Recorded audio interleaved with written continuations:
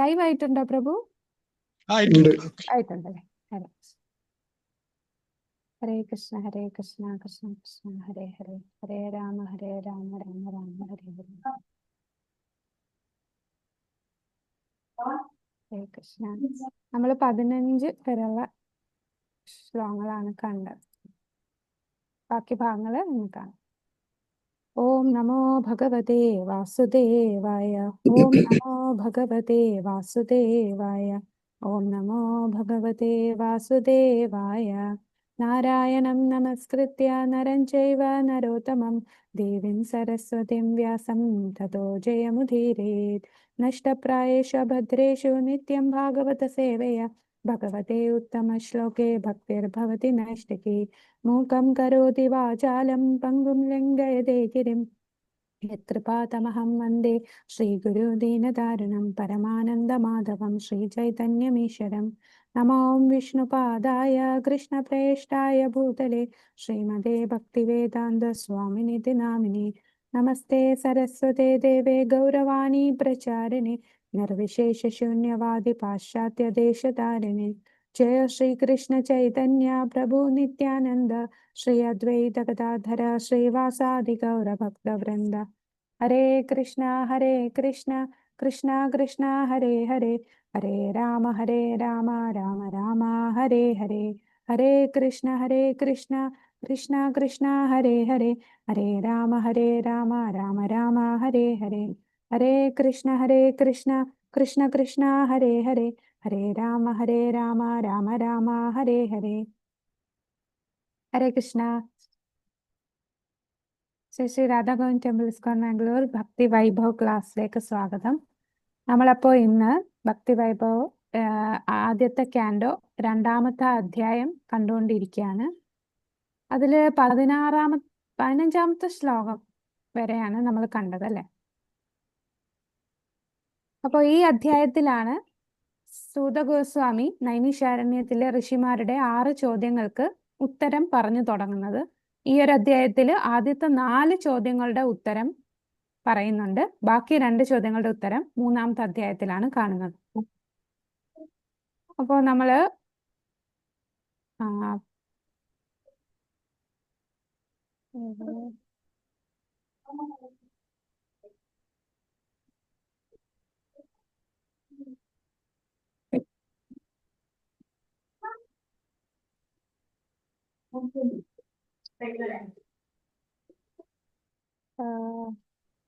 ഞാൻ ഓപ്പൺ ഉണ്ട് ചാറ്റ് ബോക്സിൽ. അറ്റൻഡൻസ് മാർക്ക് ചെയ്യാത്തവർ മാർക്ക് ചെയ്തോളൂ പ്ലീസ്. ഹരേ കൃഷ്ണ. ഹരേ കൃഷ്ണ. അപ്പൊ കഴിഞ്ഞ ക്ലാസ്സിൽ നമ്മള് എന്താണ് കണ്ടതെന്നൊന്ന് ആർക്കെങ്കിലും പറയാമോ? നമ്മൾ കഴിഞ്ഞ ക്ലാസ്സിൽ കണ്ട കാര്യങ്ങൾ ഒന്ന് ഓവർവ്യൂ ആയിട്ടൊന്ന് നോക്കിയിട്ട്. ഹരേ കൃഷ്ണ. ജസ്റ്റ് നമ്മൾ ലെക്ചറിൽ നോട്ടിൽ എഴുതിയ കാര്യങ്ങൾ പറഞ്ഞാൽ മതി. ഹരേ കൃഷ്ണ മാതാജി, ഞാൻ എഴുതിയത് കുറച്ച് പറയാം മാതാജി. പറഞ്ഞോളൂ. 1.6 തൊട്ടുള്ള ശ്ലോകാസിലെ മാതാജി എടുത്ത്. അതെ. അതിൽ ഫസ്റ്റ് ക്വസ്റ്റ്യന്റെ ആൻസർ ആണ് പറഞ്ഞത്. പരമോന്നത ധർമ്മം എന്താണെന്ന് ചോദിച്ചതിൽ ശുദ്ധമായ ഭക്തിയുത സേവനമാണ് പറഞ്ഞു. ധർമ്മം എന്നുള്ളതില് മാതാജി എക്സാമ്പിൾ പറഞ്ഞു, പഞ്ചസാരയുടെ ധർമ്മം മധുരം എന്നുള്ളത് പോലെ പ്രധാനമായിട്ടുള്ള ധർമ്മം ശുദ്ധമായിട്ടുള്ള ഭക്തിയുത സേവനമാണ്. 2 തരത്തിലുള്ള മാർഗങ്ങളെ കുറിച്ച് പറഞ്ഞു. അതിന് പ്രവൃത്തി മാർഗം, നിവൃത്തി മാർഗത്തെ കുറിച്ച്. പിന്നെ ഭക്തി അഹൈതുകമായിരിക്കണം, ഇല്ലാത്തതായിരിക്കണം എന്ന് പറഞ്ഞു. പിന്നെ സെക്കൻഡ് ക്വസ്റ്റ്യന്റെ ആൻസർ ആണ് കൃഷ്ണനോടുള്ള ഭക്തി അഹൈതുകമായിരിക്കണം. നമുക്ക് ജ്ഞാനവും വൈരാഗ്യവും തൽക്ഷണം ലഭിക്കും ഭക്തി കൊണ്ട്. അതിന് എക്സാമ്പിളായിട്ട് പ്രകാശാനന്ദ സരസ്വതി മഹാപ്രഭുവിന്റെ കൈകൾ പിടിച്ച് സേവനം ചെയ്തപ്പോൾ അദ്ദേഹത്തിന് ആ ജ്ഞാനം ലഭിച്ച ആ എക്സാമ്പിൾ മാതാജി പറഞ്ഞു തന്നു. പിന്നെ സദ്ഗുണത്തെ കുറിച്ച് പറഞ്ഞാൽ കൃഷ്ണഭക്തരിൽ എല്ലാ ദേവന്മാരുടെയും ഗുണങ്ങൾ ഒരു കൃഷ്ണഭക്തനിൽ ഉണ്ടാകും. പിന്നെ ശ്ലോക 8 പറഞ്ഞു, ധർമ്മം എന്നാൽ വർണ്ണാശ്രമ ധർമ്മമല്ല, വർണ്ണാശ്രമ ധർമ്മം ഫോളോ ചെയ്ത് ഭഗവാനെ അന്വേഷിക്കുന്നില്ലെങ്കിൽ അത് ടൈം വേസ്റ്റിംഗ് ആണ്. ഭഗവാന്റെ ലീലകൾ കേട്ടപ്പോൾ കൊച്ചുമോന് ഓർമ്മ വന്നു എന്നൊക്കെ മാതാജിന്റെ എക്സാമ്പിൾ പറഞ്ഞു. അങ്ങനെ ആയിരിക്കരുത്. ഭഗവാനെ പ്രീതിപ്പെടുത്തുന്നതിന് വേണ്ടിയിട്ടുള്ളതായിരിക്കണം. മറ്റുള്ളവരെ കുറിച്ച് പ്രകീർത്തിക്കണേക്കാളും കൂടുതൽ ഭഗവാന്റെ ലീലകള് പ്രചാരം ചെയ്യുന്നതിലായിരിക്കണം ഒരു ഭക്തൻ ശ്രദ്ധിക്കേണ്ടതെന്ന് പറഞ്ഞു. പിന്നെ പവർഗത്തെ കുറിച്ചും അപവർഗത്തെ കുറിച്ചും എല്ലാം പറഞ്ഞു. പിന്നെ കർമ്മി, ജ്ഞാനി, യോഗി, ഭക്തർ ഇവരെ കുറിച്ച് പറഞ്ഞു. കർമ്മി ഇന്ദ്രിയ സംതൃപ്തിക്ക് വേണ്ടി ഫലേച്ഛ കർമ്മം ചെയ്യുന്നു. ജ്ഞാനിയും യോഗിയും ഭക്തരും 3 പേരും അതീന്ദ്രിയവാദികളാണ്. പിന്നെ ഇതൊക്കെയാണ് മാതാജി ഞാൻ പെട്ടെന്ന് എഴുതിയെടുത്തത്. പിന്നെ ബാക്കിയുള്ളത് പ്രഭുസൊക്കെ എഴുതിയിട്ടുള്ളവര് പറയൂ. എനിക്ക് അറിഞ്ഞത് കുറച്ച് ഞാൻ നോട്ട് ചെയ്തത് പറഞ്ഞതാണ് മാതാജി. ഹരേ കൃഷ്ണ.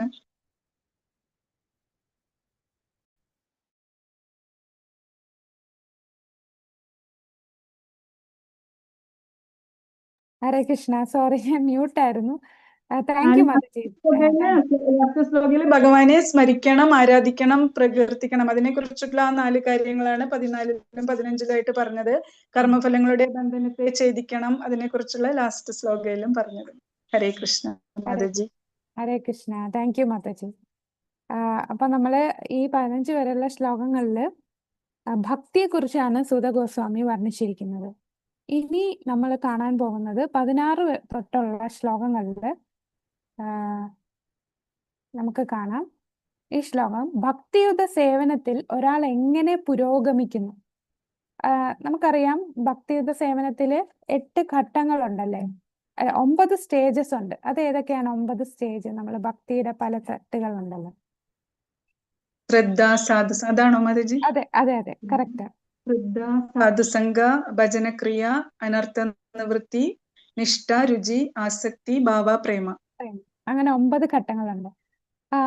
എന്നാൽ വിശ്വനാഥ് ചക്രവർത്തി ഠാക്കൂർ ഈ 9 14 ഘട്ടങ്ങളായിട്ടാണ് പറയുന്നത്.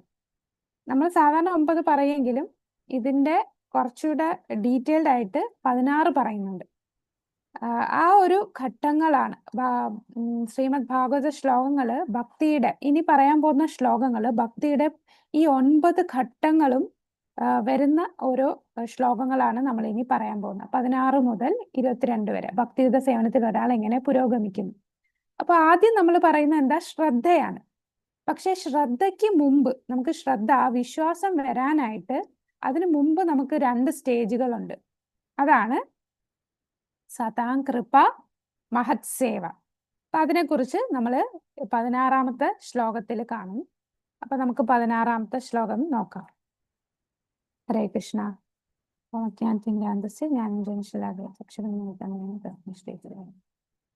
നമോ വിഷ്ണുപാദായ കൃഷ്ണപൃഷ്ഠായ ഭൂതലേ ശ്രീമതേ ഭക്തിവേദാന്ത സ്വാമി നമസ്തേ സരസ്വതേ ദേവേ ഗൗരവാണി പ്രചാരിണി നിർവിശേഷണ്യവാദി പാശ്ചാത്യ ദേശധാരിണി ജയ ശ്രീകൃഷ്ണ ചൈതന്യ പ്രഭു നിത്യാനന്ദ ശ്രീ അദ്വൈത ഗദാധര ശ്രീവാസാദി ഗൗരഭക്തവൃന്ദ. ഹരേ കൃഷ്ണ കൃഷ്ണ കൃഷ്ണ ഹരേ ഹരേ ഹരേ രാമ രാമ രാമ ഹരേ ഹരേ. ഇപ്പൊ 16-ാമത്തെ ശ്ലോകം. ശുശ്രൂഷോ ശ്രദ്ധധാനസ്യ വാസുദേവ കഥാരുചി സ്യാന്മഹത് സേവയാ വിപ്ര പുണ്യതീർത്ഥ നിഷേവനാത്. ഇവിടെ സ്യാൻ മഹത് സേവയാ വിപ്ര പുണ്യതീർത്ഥ നിഷേവനാത്. ഇതിന്റെ വിവർത്തനം ഒന്ന് വായിക്കാമോ? 16-ാമത്തെ ശ്ലോകം. ഹരേ കൃഷ്ണ. വിവർത്തനം.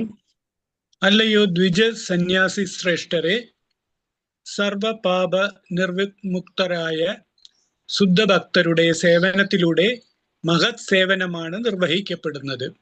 അത്തരം സേവനങ്ങളിലൂടെ വാസുദേവ സന്ദേശങ്ങൾ ശ്രവിക്കുവാനുള്ള അഭിരുചി ഒരാൾ നേടുന്നു. ഹരേ കൃഷ്ണ. അപ്പോ ഭഗവാന്റെ കഥകൾ അല്ലെ ഭഗവാന്റെ നിർദ്ദേശങ്ങൾ കേൾക്കാൻ നമുക്കൊരു താല്പര്യം വേണം. ഈ ക്ലാസ് ഉണ്ട് കേൾക്കുമെന്ന് പറഞ്ഞാൽ ആർക്കും താല്പര്യം വരില്ല. ആ താല്പര്യം വരുന്നതിന് മുമ്പ് എന്താണ് വേണ്ടത്? ആ താല്പര്യം വരാൻ വേണ്ടി നമ്മൾ എന്ത് ചെയ്യണം? മഹാന്മാരുടെ ഭക്തന്മാർക്ക് ശുദ്ധ ഭക്തന്മാർക്ക്, മഹാന്മാരായ ഭക്തന്മാർക്ക് സേവനം നൽകണം. അതാണ് സ്യാൻ മഹത് സേവയാ വിപ്ര. അപ്പൊ സ്യാൻ മഹത് സേവ, മഹാനായ ഭക്തന് സേവനം ചെയ്യുമ്പോൾ നമുക്ക് ഭഗവാനെ കുറിച്ച് കേൾക്കാനുള്ള അഭിരുചി ഉണ്ടാകും. അന്നേരമേ നമ്മൾ ശ്രദ്ധാ സ്റ്റേജിലോട്ട് വരും. ഇനി ഈ മഹാനായ ഭക്തനോട് സേവനം ചെയ്യണമെങ്കിൽ ആ സേവനം ചെയ്യുന്നതിന് മുമ്പ് നമുക്ക് കാരുണ്യം കിട്ടണം. അതിന് തൊട്ട് മുമ്പുള്ള സ്റ്റേജാണ് സതാം കൃപ. അപ്പൊ മഹത് സേവയെ കുറിച്ച് ഈ ശ്ലോകത്തിൽ പറഞ്ഞു. അതിന് തൊട്ട് മുമ്പ് ഒരു സ്റ്റേജ് കൂടെ ഉണ്ട്, സതാം കൃപ. അപ്പൊ നമ്മൾ സാധാരണ 9 സ്റ്റേജ് പറയുന്ന ശ്രദ്ധയിലാണ് തുടങ്ങുന്നത്. പക്ഷെ ശ്രദ്ധയ്ക്ക് മുമ്പ് 2 സ്റ്റേജ് ഉണ്ട്. അതാണ് സതാം കൃപ, മഹത് സേവ, ഭക്തിയുടെ ഘട്ടം. അപ്പൊ ഈ നമുക്കിവിടെ 3 കോളം കാണാം. അതിൽ ഈ 3-ാമത്തെ കോളത്തില് 3 സ്ലൈഡ് ഉണ്ട്. 3 സ്ലൈഡിലായിട്ട് 14 എണ്ണവും പറയുന്നുണ്ട്. അപ്പൊ ഇതിൽ ഫസ്റ്റ് എന്താണ്? സതാം കൃപ. സതാം കൃപ എന്ന് പറഞ്ഞാൽ ഭക്തരുടെ അഹേതുകമായ കാരുണ്യം. അപ്പൊ ഭക്തരുടെ കാരുണ്യം, ആ അജ്ഞാത സുകൃതി കിട്ടുമ്പോഴാണ് നമുക്ക് ഭക്തന്മാരെ സേവിക്കാൻ സാധിക്കുന്നത്. അങ്ങനെ അടുത്ത സ്റ്റേജാണ് മഹത് സേവ. ഭക്തന്മാരെ സേവിക്കുമ്പോഴാണ് നമുക്ക് ഭഗവാനെ കുറിച്ച് കേൾക്കാനുള്ള അഭിരുചി ഉണ്ടാകുന്നത്. അപ്പൊ സതാം കൃപ എങ്ങനെയാണ് കൊടുക്കുക? നമുക്ക് എങ്ങനെയാ ആ കൃപ കൊടുക്കുന്നത്? ഒരു ഉയർന്ന ഭക്തൻ തന്നെ ആവണമെന്നില്ല. സാധാരണ ഒരു ഭക്തന് പോലും മറ്റുള്ളവർക്ക് കാരുണ്യം കൊടുക്കാം. അതിന് ഉദാഹരണം പറയാം. ഇപ്പൊ രഥയാത്രയൊക്കെ കഴിഞ്ഞിരിക്കുകയാണ് അല്ലെ? നമ്മൾ രഥയാത്ര എന്ന് പറയുന്നത് തന്നെ എല്ലാവർക്കും ആ ഒരു അജ്ഞാത സുകൃതി കൊടുക്കുന്ന ഒരു അല്ലെ, ആ ഒരു ഫെസ്റ്റിവല് തന്നെ ഭഗവാനെ കുറിച്ച് അറിയാത്തവർക്കൊക്കെ ഇത് കൊടുക്കാണ്. ഇപ്പൊ ജയാനന്ദ പ്രഭു നമുക്കറിയാം, രഥം ഫസ്റ്റ് നിർമ്മിച്ചതാണ് ജയാനന്ദ പ്രഭു. അപ്പൊ ജയാനന്ദ പ്രഭു എന്ത് ചെയ്യാന്ന് പറഞ്ഞാൽ പ്രഭു ഈ വലിയ രഥം ഉണ്ടാക്കിക്കൊണ്ടിരിക്കുകയാണ്. അപ്പൊ അതിന്റെ ഇടയിൽ വഴി കൂടെ ഏതെങ്കിലും ഹിപ്പികളൊക്കെ ഇങ്ങനെ നടന്നു പോകും. അപ്പൊ അവരെ വിളിച്ചിട്ട് ഒന്ന് വരുമോ, എന്നെ ഒന്ന് സഹായിക്കുവോ, ഈ ആണി ഒന്ന് പിടിച്ച് ഇവിടെ ഒന്ന് അടിച്ചു തരുമോ എന്ന് പറഞ്ഞ് അവർക്ക് സേവ കൊടുക്കുകയാണ്. അപ്പൊ അവര് സാധാ പോലെ സഹായിക്കുന്ന പോലെ ചെയ്യുകയാണ്. പക്ഷെ അവരറിയുന്നില്ല ഭഗവാനുള്ള രഥം ഉണ്ടാക്കാനുള്ള സഹായിക്കുകയാണ് അവരെന്ന് അറിയുന്നില്ല. അപ്പൊ ആ ജയാനന്ദ പ്രഭു അവരെയൊക്കെ അപ്പൊ അതിലെ കൂടെ പോകുന്ന എല്ലാവർക്കും ഈ ഒരു സേവ അദ്ദേഹം കൊടുക്കും. അപ്പൊ അവർക്ക് എന്ത് കിട്ടുകയാണ്? അവർക്ക് അഹേതുകമായ കാരുണ്യ, കൃപ, അജ്ഞാത സുകൃതി അവർക്ക് കിട്ടുകയാണ്. അവരെ സേവിക്കുകയാണ്, ഭഗവത് സേവ ചെയ്യാണ് അല്ലെ. അപ്പൊ അതാണ് സതാം കൃപ എന്ന് പറയുന്നത്. ഇനി മറ്റൊരു റിയൽ ലൈഫ് ഈ അടുത്തിടെ നടന്ന ഒരു ഭക്തൻ ഷെയർ ചെയ്തതാണ്. മഹാരാജന്റെ കൂടെ എപ്പോഴും പേഴ്സണൽ സെക്രട്ടറി ആയിട്ട് ഒരു ഭക്തൻ കൂടെയുണ്ട്. എല്ലാ സേവയും ചെയ്യാൻ മഹാരാജന്റെ കൂടെയുണ്ട്. അപ്പൊ ഒരിക്കലും ഇവര് പോയ വണ്ടി പെട്രോൾ അടിക്കാൻ വേണ്ടി നിർത്തും. അപ്പൊ പെട്രോൾ അടിക്കാൻ നിർത്തുമ്പോൾ അവിടെ പെട്രോൾ അടിക്കുന്ന ആളുണ്ടല്ലോ, ആ വ്യക്തിയുടെ അടുത്ത് മഹാരാജ് ഇറങ്ങിയിട്ട് പറയും, എന്റെ ഈ ബാഗ് ഒന്ന് പിടിക്കാമോ എന്ന് പറഞ്ഞ് പിടിക്കാൻ പറഞ്ഞിട്ട് മഹാരാജ് ഈ ഇത് ധോത്തി കറക്റ്റായിട്ട് അഡ്ജസ്റ്റ് ചെയ്ത് വെച്ചിട്ട് അദ്ദേഹം ബാഗ് പിടിച്ചതിന് നന്ദി പറഞ്ഞിട്ട് ബാഗ് വാങ്ങിച്ച് അകത്തിരിക്കും. അപ്പൊ ഈ അടുത്തുള്ള സേവ ചെയ്യുന്ന ആ ഭക്തൻ ചോദിക്കും, അപ്പൊ ആ ഭക്തൻ വിചാരിക്കും, ഞാൻ അടുത്തുണ്ടല്ലോ, ആ ബാഗ് പിടിക്കാൻ എന്നോട് പറഞ്ഞാൽ പോരെ, ഈ നിൽക്കുന്ന ഈ പെട്രോൾ അടിക്കാൻ നിൽക്കുന്ന ഈ വ്യക്തിയോട് ഇത് പറയേണ്ട ആവശ്യമുണ്ടോ എന്ന് ഇദ്ദേഹത്തിന് സംശയം തോന്നും. പിന്നെ കുറച്ച് കഴിഞ്ഞ് ഇദ്ദേഹം ചോദിക്കും, മഹാരാജിന്റെ അടുത്ത് ചോദിക്കും, മഹാരാജ് എൻ്റെ അടുത്ത് പറയാമായിരുന്നല്ലോ അത് ചെയ്യാൻ. അപ്പൊ പറയും, നിന്റെ അടുത്ത് ഇത് പറഞ്ഞാൽ ആ വ്യക്തിക്ക് എനിക്ക് എങ്ങനെ ആ ഒരു കാരുണ്യം കൊടുക്കാൻ പറ്റുക? കാരണം ആ ഒരു വ്യക്തിക്ക് മഹാരാജന്റെ ഈ ഒരു ബാഗ് പിടിച്ച് എന്താണ് ആ ഒരു സേവനം ചെയ്യാണ്. അവര് പോലും അറിയാതെ ആ ഒരു സേവനം ചെയ്യാണ്. അങ്ങനെ സേവനം ചെയ്തത് കൊണ്ട് അവർക്ക് ആ സുകൃതി കിട്ടുകയാണ്. ഭക്തി ഉന്മുക്തി സുകൃതി എന്ന് പറയും. അവര് പോലും അറിയാതെ ആ ഭക്തിയുടെ ബീജം അവരിലേക്ക് കിട്ടുകയാണ്. അത് സതാം കൃപ. പിന്നെ നമുക്ക് ശാസ്ത്രത്തിൽ പറയുകയാണെങ്കിൽ ശുകദേവ് ഗോസ്വാമി എല്ലാ ഗൃഹസ്ഥരുടെ വീട്ടില് പോകും. അതൊരു പശുവിന് പാല് കറക്കുന്ന സമയം വരെ അവിടെ നിൽക്കുകയുള്ളൂ എന്ന് നമ്മൾ പറയും. അദ്ദേഹം എന്തിനാണ് ഇങ്ങനെ പോകുന്നത്? സന്യാസിമാരൊക്കെ ഓരോ ഗൃഹസ്ഥരുടെ വീട്ടിൽ പോകുന്നത് എന്തിനാണ്? അവരെ ഇന്ന് ഭിക്ഷ വാങ്ങിക്കാനാണോ? അവർക്ക് ആ അസോസിയേഷൻ കൊടുക്കാനാണ് അല്ലെ. അവർക്ക് ആ ഒരു ഗൃഹസ്ഥരെന്ന് പറയുമ്പോൾ ഭൗതികമായിട്ട് ഒരുപാട് മുങ്ങിക്കിടക്കുകയാണ്. അപ്പൊ അവർക്ക് ആ ഒരു സേവ കൊടുക്കാൻ വേണ്ടി, അവരുടെ ഒരു സേവനം സ്വീകരിക്കാൻ വേണ്ടി, അവർക്ക് ആ ഒരു സേവനം കിട്ടുമ്പോൾ അവർക്ക് ഭക്തിയിൽ ഉയരാൻ സാധിക്കും. അതിനു വേണ്ടിയാണ് സന്യാസി വര്യന്മാരെല്ലാം ഈ ഗൃഹസ്ഥരുടെ വീട്ടിലേക്ക് ചെല്ലുന്നത്. ഇപ്പം കലിയുഗത്തിലുള്ളവർക്ക് ആ ഒരു മഹത് സേവ, വലിയ മഹാഭക്തരുടെ സേവ കിട്ടാനായിട്ട് ഈ ധാമുകളിൽ പോകും. നമ്മൾ ധാമുകളിൽ പോകുമ്പോൾ എന്താണ്, അവിടെ ഒരുപാട് ഭക്തരുണ്ടല്ലേ, ആ ഭക്തരുടെ അസോസിയേഷൻ നമുക്ക് കിട്ടും. ആ ഭക്തരിൽ നിന്ന് നമുക്ക് ശ്രവണം കിട്ടും. പിന്നീട് ഇപ്പോഴുള്ള കലിയുഗത്തിലുള്ളതെന്ന് പറഞ്ഞാൽ പോകാനേ മടിയാണ്. ഡാമിൽ പോകാന്ന് പറഞ്ഞാലും മടിയാണ്. അതുകൊണ്ടാണ് യുധിഷ്ഠിരൻ വിതുരരടുത്ത് പറയില്ലേ, തീർത്തി കുറുവന്തി തീർത്ഥാനി. അതായത് ഈ മഹാഭക്തർ എവിടെ വരുന്നോ അവിടെയാണ് തീർത്ഥസ്ഥലം, അവിടെയാണ് തീർത്ഥം. അപ്പൊ ഈ മഹാഭക്തർ അതുകൊണ്ടാണ് എല്ലായിടത്തും യാത്ര ചെയ്യുന്നത്. ശ്രീല പ്രഭുപാദർ അമേരിക്കയിൽ പോയി അവിടെയുള്ള ഹിപ്പികൾക്കെല്ലാം ആ ഒരു അസോസിയേഷൻ കൊടുത്ത് അവർക്ക് ആ സുകൃതി കിട്ടി, അവര് ഭക്തരായിട്ട് മാറി. അപ്പൊ ആ മഹത് സേവ, ഭക്തരുടെ സേവനം ചെയ്യുമ്പോൾ ഭക്തരുടെ കൃപ കിട്ടുന്നു. കൃപയ്ക്ക് ശേഷം ഭക്തരെ സേവിക്കുക. നമ്മള് ബെസ്റ്റ് എക്സാമ്പിൾ നമ്മളെ ഭാഗവതത്തിലുള്ള എക്സാമ്പിൾ ആരാണ്? ഭക്തരെ സേവനം ചെയ്ത് വലിയ ഭക്തനായി മാറിയത് നാരദ മഹർഷി അല്ലേ? സാധു സ്ത്രീയുടെ ഒരു ജോലിക്ക് നിൽക്കുന്ന സ്ത്രീയുടെ മകനാണ്. ഒരു പഠിപ്പും വിദ്യാഭ്യാസം ഒന്നുമില്ല, ഈ ശാസ്ത്രങ്ങളെ കുറിച്ച് ഒന്നും അറിയില്ല. പക്ഷെ ഭക്തി വേദാന്തരുടെ സമ്പർക്കം കിട്ടി, അവരെ സേവനം ചെയ്തു. അവര് കഴിച്ച പ്രസാദത്തിന്റെ ഉച്ഛിഷ്ടം കഴിച്ച് ഭക്തനായിട്ട് മാറി അല്ലേ? അപ്പൊ അതാണ് മഹത് സേവ. ശ്രദ്ധയ്ക്ക് തൊട്ടു മുമ്പുള്ള 2 സ്റ്റേജാണ് സതാം കൃപ, മഹത് സേവ. ഇപ്പൊ വൈഷ്ണവ സേവനം കൃഷ്ണകഥ കേൾക്കാനുള്ള ആസക്തി നമുക്ക് നൽകുകയാണ്. അപ്പൊ ഈ ഒരു ശ്ലോകത്തില് നമ്മളെ ശ്രദ്ധ, സാധുസംഗ, ഭജനക്രിയ, ഈ 3 സ്റ്റേജും ഈ ഒരു ശ്ലോകത്തിലൂടെ തരുന്നുണ്ട്. അപ്പൊ ശ്രദ്ധ, ആ വിശ്വാസം. അപ്പൊ മഹത് സേവ, സേവനം ചെയ്യുമ്പോൾ നമുക്ക് എന്താണ്? ഭഗവാനെ കുറിച്ച് കേൾക്കാനും തോന്നും. അങ്ങനെ കേൾക്കുമ്പോൾ നമുക്ക് വിശ്വാസം വരും. ഭക്തരെ സേവിക്കുന്നതിലൂടെ വിശ്വാസം വളരുന്നു. പിന്നെ ഭക്തരുമായിട്ടുള്ള സാധുസംഗ കിട്ടുന്നു, ഭജനക്രിയ ചെയ്യുന്നു. അടുത്തത് നമ്മൾ ഇവിടെ കാണാം, ശ്രദ്ധയോടെ കേൾക്കൽ അല്ലെ? അത് അടുത്ത ശുശ്രൂഹു ശ്രദ്ധദാനസ്യ, ശ്രദ്ധയോടെ കേൾക്കുക. പുണ്യതീർത്ഥ നിഷേവന, സർവപാപ നിർമുക്തനായ ശുദ്ധ ഭക്തരുടെ സേവനം വാസുദേവ സന്ദേശങ്ങൾ ശ്രവിക്കാനുള്ള അഭിരുചി നൽകുന്നതാണ് വാസുദേവ കഥാ രുചി. ഈ ശ്ലോകത്തിന്റെ ഭാവാർത്ഥം, ഈ ഭാവാർത്ഥം നോക്കുമ്പോൾ നമുക്ക് ആ 2ാമത്തെ പാരഗ്രാഫ് ഒന്ന് വായിക്കാമോ? കൃഷ്ണ, ഈശ്വരബോധം തുടങ്ങുന്നതാണോ? ഭഗവത് സന്നിധി തുടങ്ങുന്നതാണോ മാതാജി? ഇതിന്റെ ഭഗവത് സന്നിധിയിലേക്ക് മടങ്ങാൻ ആത്മാർത്ഥമായി ആഗ്രഹിക്കുന്ന അതല്ലേ? അതെ അതെ, കറക്റ്റ് ആണ്. കൃഷ്ണ, ഭാവാർത്ഥം by His Divine Grace Abhay Charanaravinda Bhaktivedanta Swami Prabhupad, Jai Srila Prabhupad. ഭഗവത് സന്നിധിയിലേക്ക് മടങ്ങാൻ ആത്മാർത്ഥമായി ആഗ്രഹിക്കുന്ന ഭഗവത് ഭക്തരെ ഭഗവാനെ പോലെ തന്നെ ആദരിക്കണം. അത്തരം ഭഗവത് ഭക്തരെ മഹാത്മാക്കൾ എന്ന് അഭിസംബോധന ചെയ്യുന്നു. മാത്രമല്ല പ്രത്യേക സ്ഥലകാലത്തിനനുസരിച്ച് അവർ പ്രഭാഷണം നടത്തുകയും ചെയ്യുന്നു. ഭഗവത് ഭക്തർ ജനങ്ങളെ ഭഗവാന്റെ ഭക്തരാകുന്നതിന് പ്രേരിപ്പിക്കുന്നു. അവരെ ഭഗവാൻ എന്ന് അഭിസംബോധന ചെയ്യുന്നത് അവർ ഒരിക്കലും അനുവദിക്കുകയില്ല. ധർമ്മശാസ്ത്രാനുസരണം ശ്രീ ചൈതന്യ മഹാപ്രഭു സ്വയം ഭഗവാനാണ്. എന്നാൽ അദ്ദേഹം ഭക്തന്റെ ഭാഗമാണ് അഭിനയിച്ചത്. ഭഗവാനായി അദ്ദേഹത്തെ മനസ്സിലാക്കിയവർ അദ്ദേഹത്തെ ഭഗവാൻ എന്ന് അഭിസംബോധന ചെയ്യുന്നത് കേൾക്കുന്ന മാത്രയിൽ അദ്ദേഹം ചെവി പൊത്തുകയും വിഷ്ണു ഭഗവാന്റെ നാമം ജപിക്കുകയും ചെയ്തിരുന്നു. അദ്ദേഹം സ്വയം ഭഗവാനായിരുന്നിട്ടും ഭഗവാൻ നിന്ന് അഭിസംബോധന ചെയ്യുന്നതിനെ കർശനമായി വിലക്കിയിരുന്നു.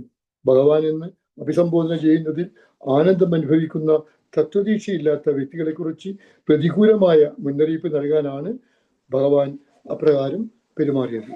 ഹരേ കൃഷ്ണ മനോജ്. ഹരേ കൃഷ്ണ പ്രഭു. ഇനി അടുത്ത പാരഗ്രാഫ് ആരെങ്കിലും ഒന്ന് വായിക്കാമോ? ഭാവാർത്ഥത്തിലെ ലാസ്റ്റ് പാരഗ്രാഫ്. ഹരേ കൃഷ്ണ. ഹരേ കൃഷ്ണ മാതാജി. വായിച്ചോളൂ. വായിക്കട്ടെ. ഹരേ കൃഷ്ണ. ഈശ്വരാഭൂതം പ്രചരിപ്പിക്കാനായി ഭഗവത് ഭക്തർ ആഗതരാകുമ്പോൾ ബുദ്ധിമാന്മാരായ ജനങ്ങൾ എല്ലാവിധത്തിലും അവരുമായി സഹകരിക്കണം. ഭഗവാനെ നേരിട്ട് പ്രീതപ്പെടുത്തുന്നതിനേക്കാൾ അദ്ദേഹത്തിന്റെ ഭക്തരെ സേവിക്കുമ്പോൾ തന്റെ ഭക്തർ ഉചിതമാം വണ്ണം ആദരിക്കപ്പെടുന്നു എന്ന് ദർശിക്കുന്ന ഭഗവാൻ അതീവ സന്തുഷ്ടനാകുന്നു. കാരണം അത്തരം സേവകർ സർവ്വതും ഭഗവത് സേവനത്തിനായി സമർപ്പിച്ചിരിക്കുന്നവരാണ്. ഭഗവത് സേവനത്തിനായി ഭൗതികമായ സർവ്വതും നഷ്ടപ്പെടുത്തിയിരിക്കുന്നവരാണ്.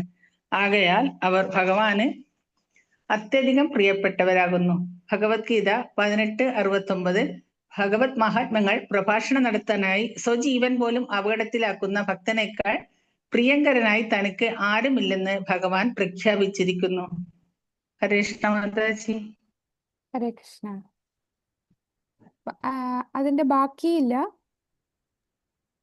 ഉണ്ട്. അത് അടുത്ത പാരഗ്രാഫാ. ഓക്കെ. ഭഗവത് ഭക്തരെ സേവിക്കുന്നതിലൂടെ ക്രമേണ അവരുടെ ഗുണങ്ങൾ പ്രാപ്തമാകുകയും അങ്ങനെ ഭഗവത് മഹാത്മ്യങ്ങൾ ശ്രവിക്കുന്നതിന് ഒരാൾ യോഗ്യത നേടുകയും ചെയ്യുന്നു. അതിനാൽ ഭഗവത് മഹാത്മ്യത്തിൽ പ്രവേശിക്കുന്നതിനുള്ള ഒരു ഭക്തന്റെ പ്രഥമ യോഗ്യത ഭഗവത് ശ്രവണത്തിനുള്ള വ്യഗ്രതയാകുന്നു. ഹരേ കൃഷ്ണ മാതാജി. ഹരേ കൃഷ്ണ. അപ്പൊ ഭഗവാനെ കുറിച്ച് കേൾക്കാനായിട്ട് കേൾക്കാനുള്ള ആ ഈഗർനെസ്, ആ വ്യഗ്രത ഉണ്ടെങ്കിലേ, അതാണ് ഫസ്റ്റ് സ്റ്റെപ്പ് അല്ലെ? ആ ശ്രദ്ധ, നമുക്ക് ആ വിശ്വാസം ഉണ്ടെങ്കിലേ നമ്മൾ കേൾക്കൂ. അപ്പൊ ആ കേൾക്കുന്നതാണ് ഫസ്റ്റ് സ്റ്റെപ്പ്. ആ ശ്രവണം, കീർത്തനം, വിഷ്ണു സ്മരണ, അതിൽ ശ്രവണം വേണം. ആ ശ്രവണം വേണമെന്നുണ്ടെങ്കിൽ നമുക്ക് ശ്രദ്ധ, വിശ്വാസം വേണം. ആ വിശ്വാസം കിട്ടണമെങ്കിൽ നമ്മൾ മഹത് സേവ, ഉയർന്ന ഭക്തന്മാർക്ക് സേവനം കൊടുക്കണം. അപ്പൊ ആ ഭഗവാന് ഏറ്റവും പ്രിയപ്പെട്ടവരാണ് ഈ ഭക്തന്മാരല്ലേ? എല്ലാം ത്യജിച്ച് ഭഗവാന് പൂർണ്ണ ശരണാഗതി നേടി ആ ഭക്തനെ നമ്മൾ സേവിക്കുമ്പോൾ ഭഗവാൻ ഒരുപാട് സന്തോഷിക്കും. അങ്ങനെ ഭഗവാൻ സന്തോഷിക്കുമ്പോൾ അവർക്ക് കേൾക്കാനുള്ള ആ ഒരു ആഗ്രഹ, വ്യഗ്രത ഭഗവാൻ കൃപ കൊടുക്കുകയാണ് ചെയ്യുന്നത്. ഭക്തനെ സേവിക്കുമ്പോഴാണ് നമുക്ക് ആ കൃപ കിട്ടുന്നത്. അപ്പൊ ആ മഹത് സേവയിലൂടെ നമുക്ക് കൃപ കിട്ടി കേൾക്കാനുള്ള വ്യഗ്രത നമുക്ക് കിട്ടും. അതാണ് ശ്രദ്ധ. പിന്നെ സാധുസംഘ, ഭജനക്രിയ. ഈ 3 സ്റ്റേജ് ഇവിടെ നമുക്ക് 5 വരുന്നത്. ഇത് വിശ്വനാഥ് ചക്രവർത്തി ഠാക്കൂർ പറഞ്ഞിട്ടുള്ള ഈ ഒരു ശ്ലോകത്തിൽ പറയുന്നത് സതാംകൃപ, മഹത് സേവ, ശ്രദ്ധ, ഗുരുപാദാശ്രയ, ഒരു യഥാർത്ഥ ആത്മീയ ഗുരുവിന്റെ പാദങ്ങളിൽ അഭയം തേടുക, ഭജനേഷു സ്പൃഹ, ഭഗവാനെ കുറിച്ച് കേൾക്കാനുള്ള ആഗ്രഹം, ആരാധന. ഈ ശ്രദ്ധ, സാധുസംഘ, ഭജനക്രിയ ഇവിടെ 5 വന്നിരിക്കുന്നത്. സതാംകൃപ, മഹത് സേവ, ശ്രദ്ധ, ഗുരുപാദാശ്രയ, ഭജനേഷു സ്പൃഹ, ഭഗവാനെ കുറിച്ച് കേൾക്കാൻ ആഗ്രഹം. അത് ഭജനക്രിയയുമായിട്ട് കണക്റ്റഡ് ആണ്. സാധുസംഘ എന്ന് പറയുമ്പോൾ നമ്മൾ ഗുരുവിന്റെ പാദാശ്രയം ചെയ്താണ് സാധുസംഘ. അപ്പൊ ശ്രദ്ധയ്ക്ക് മുമ്പ് 2 എക്സ്ട്രാ സ്റ്റേജ് ഉണ്ട്, സതാംകൃപ, മഹത് സേവ. ഓക്കെ, ഇനി നമ്മൾ അടുത്ത ശ്ലോകത്തിലേക്ക് പോവാണ്. അടുത്ത ശ്ലോകത്തിൽ ഇതിന്റെ ബാക്കി ഭാഗമായിട്ടാണ്. അങ്ങനെ കേൾക്കാൻ നമ്മൾ തുടങ്ങി. കേൾക്കുമ്പോൾ എന്താണ് നമുക്ക് സംഭവിക്കുന്നത്? 17ാമത്തെ ശ്ലോകം. ശൃണ്വതാം സ്വകഥാ കൃഷ്ണ പുണ്യശ്രവണ കീർത്തന ഹൃദയന്തോസ്ത ഹി അഭദ്രാണി വിധുനോദി സുഹൃത്സതാം. വിവർത്തനം ഒന്ന് വായിക്കാമോ?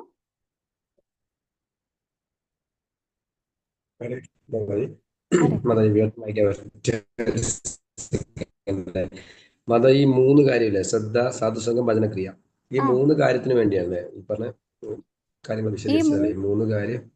ഈ 3 കാര്യങ്ങളാണ് 16ാമത്തെ ശ്ലോകത്തിൽ വരുന്ന ഭക്തിയുടെ ഘട്ടങ്ങൾ. ആ 3 വിശ്വനാഥ് ചക്രവർത്തി ഠാക്കൂർ അത് 5 പറഞ്ഞിരിക്കുന്നത്. സതാംകൃപ, മഹത് സേവ, ശ്രദ്ധ, ഗുരുപാദാശ്രയ, ഭജനേഷു സ്പൃഹ. അപ്പൊ അദ്ദേഹം ഇവിടെ എക്സ്ട്രാ 2 സ്റ്റേജ് കൂടെ തന്നിട്ടുണ്ട്. ഇപ്പൊ ക്ലിയർ അല്ലേ? ഓക്കെ, പ്രഭു അത് വിവർത്തനം ഒന്ന് വായിച്ചോളൂ, 17ാമത്തെ ശ്ലോകം.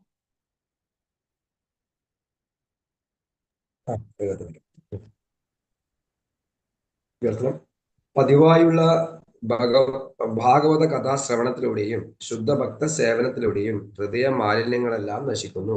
അതോടൊപ്പം തന്നെ അതീന്ദ്രിയ ഗാനങ്ങളാൽ പ്രകീർത്തിക്കപ്പെടുന്ന പരമ ദിവ്യോത്തമ പുരുഷങ്കലുള്ള പ്രേമ ഭക്തിയുദ്ധ സേവനം ദൃഢമായ പരമാർത്ഥമായി ഉറപ്പിക്കപ്പെടുകയും ചെയ്യുന്നു. ഹരേ കൃഷ്ണ. അപ്പം ആദ്യത്തെ സ്റ്റേജ് എന്ന് പറയുമ്പോൾ നമുക്ക് വിശ്വാസം വന്നു, കേൾക്കാനായിട്ടുള്ള വ്യഗ്രത, സേവനം ചെയ്യുന്ന ഒരു മഹാഭക്തനെ സേവിക്കുന്നതിലൂടെ കിട്ടുന്നു. അങ്ങനെ നമ്മൾ കേൾക്കാൻ തുടങ്ങി. ഇനി കേൾക്കുമ്പോൾ എന്ത് സംഭവിക്കും? അതാണ് ശൃണ്വതാം സ്വഗതാ കൃഷ്ണ. അങ്ങനെയുള്ള ശ്രോതാവ്, കൃഷ്ണന്റെ കഥകൾ കേൾക്കുന്ന ആ ശ്രോതാവ് കേൾക്കാനും ജപിക്കാനുമുള്ള പുണ്യം വളർത്തുന്നു. അങ്ങനെയുള്ള ശ്രോതാവ് കേൾക്കാനും ജപിക്കാനുമുള്ള പുണ്യം വളർത്തുന്നു. പുണ്യശ്രവണ കീർത്തന. അങ്ങനെ കേൾക്കുമ്പോൾ എന്ത് സംഭവിക്കും? ഹൃദയന്തസ്സോഹി ഹൃദയത്തിലുള്ള അഭദ്രാണി. മാലിന്യങ്ങളെല്ലാം നശിക്കുന്നു. ആ ഹൃദയത്തിലുള്ള ഭൗതിക ആഗ്രഹങ്ങളിൽ നിന്ന് ഹൃദയത്തെ ശുദ്ധീകരിക്കുകയാണ് ചെയ്യുന്നത്. ഹൃദയത്തിലുള്ള അഭദ്രങ്ങളെല്ലാം ഇല്ലാതാക്കുകയാണ് ചെയ്യുന്നത്. അപ്പൊ ഈ ശ്രവിക്കുന്നത് കൊണ്ട് നമ്മളുടെ ഉള്ളിലെ പരമാത്മാവ് ഭഗവാൻ നമ്മളുടെ ഉള്ളിലുള്ള അനർത്ഥങ്ങളെ ക്ലീൻ ചെയ്യും, അഭദ്രങ്ങളെയൊക്കെ ഇല്ലാതാക്കും.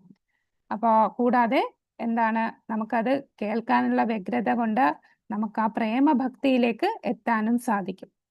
അതിലേക്ക് ഉയർത്തിക്കുകയാണ് ചെയ്യുന്നത് ഇങ്ങനെ കേൾക്കുമ്പോൾ. അപ്പൊ ശ്രവണം അത്രയും പ്രധാനമാണ്. കേട്ട് നമ്മൾ ശുദ്ധീകരിക്കും.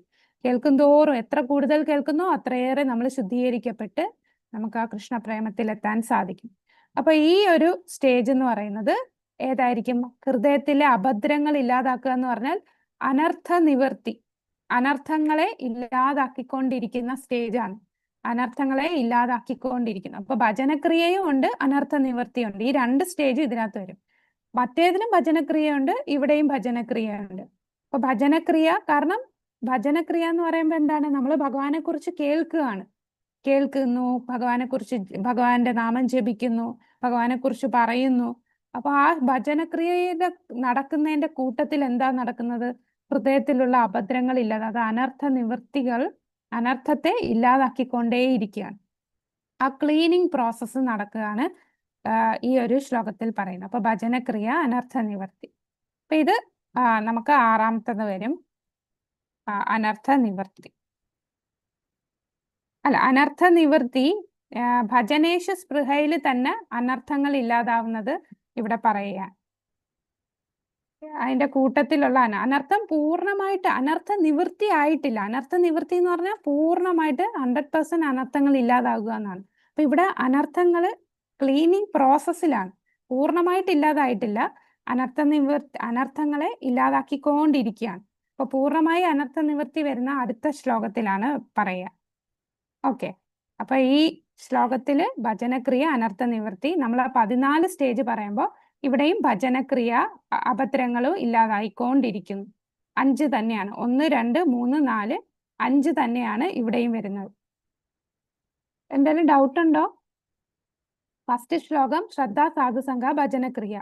വിശ്വനാഥ് ചക്രവർത്തി ഠാക്കൂറിന്റെ പറഞ്ഞിട്ടുള്ള സ്റ്റേജ് അനുസരിച്ച് സദംകൃപ, മഹത്സേവ, ശ്രദ്ധ, ഗുരുപാദാശ്രയ, ഭജനക്രിയ, ഭജനേഷു സ്പൃഹ. ഇനി അടുത്ത ശ്ലോകത്തില് ഭജനക്രിയ, അനർത്ഥ നിവൃത്തി. അനർത്ഥ നിവൃത്തി ഇങ്ങനെ നടന്നുകൊണ്ടിരിക്കുകയാണ്, അനർത്ഥങ്ങൾ ഇല്ലാതാക്കിക്കൊണ്ടിരിക്കുകയാണ്. വിശ്വനാഥ് ചക്രവർത്തി ഠാക്കൂറിന്റെ സ്റ്റേജ് പറയുമ്പോൾ അതും ഭജനേഷു സ്പൃഹ തന്നെയാണ്. കൂടാതെ അനർത്ഥങ്ങൾ മാറിക്കൊണ്ടിരിക്കുന്നു. ഓക്കെ, അതിന് 5 ഘട്ടങ്ങളുണ്ടോ? അത് അത് ഈ മറ്റേ ഘട്ടങ്ങളൊക്കെ ഓൾറെഡി ഇതിനകത്ത് വരും. അത് ഓൾറെഡി ഉള്ളത് കൊണ്ടാണ് ഇതൊക്കെ നടക്കുന്നത്. മുകളിലത്തെ സ്റ്റേജ് നമ്മൾ അറ്റൈൻ ചെയ്തുകൊണ്ടാണ് ഈ സ്റ്റേജിലേക്ക് വരുന്നത്. ഓക്കെ, ഇനി ഇതിന്റെ ഭാവാർത്ഥം നമുക്ക് നോക്കിയാൽ കാണാം. ആദ്യത്തെ പാരഗ്രാഫ് ഒന്ന് വായിക്കാമോ? അതിൽ 2 ലൈൻ വായിച്ചാൽ മതി. ഭഗവാന്റെ സന്ദേശം.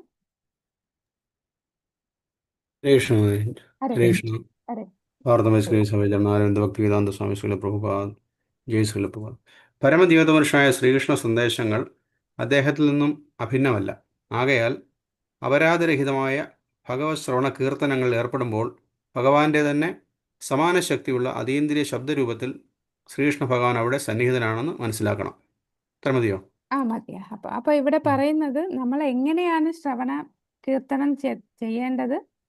അപരാധരഹിതം, ഒഫൻസ്ലെസ് ആയിട്ടുള്ള ശ്രവണം, ഭഗവാന്റെ കീർത്തനം ചെയ്യണം. അങ്ങനെ ചെയ്യുമ്പോഴാണ് ഭഗവാന്റെ ആ ശബ്ദവും ഭഗവാനും, അല്ലെ, നാമവും നാമിയും ഒന്ന് തന്നെയാണ്. അങ്ങനെ ആ നാമം, അത്രയും ശക്തമായിട്ടുള്ള നാമം നമ്മളുടെ ഹൃദയത്തെ ശുദ്ധീകരിക്കും. അപ്പൊ നമ്മൾ പറയില്ലേ, നാമം ജപിക്കുമ്പോൾ ശിഷ്ടാഷ്ടകത്തിൽ പറയും, ചേതോദർപ്പണ മാർജനം, ഭവമഹാധാവാഗ്നി നിർവാപനം. അപ്പൊ ആ നാമം നമ്മളുടെ ഹൃദയത്തിലെ ഛേദത്തെ ശുദ്ധീകരിക്കുകയാണ്. പക്ഷെ അതെങ്ങനെ ചൊല്ലുമ്പോഴാണ് ആ ശുദ്ധീകരണം നടക്കുന്നത്?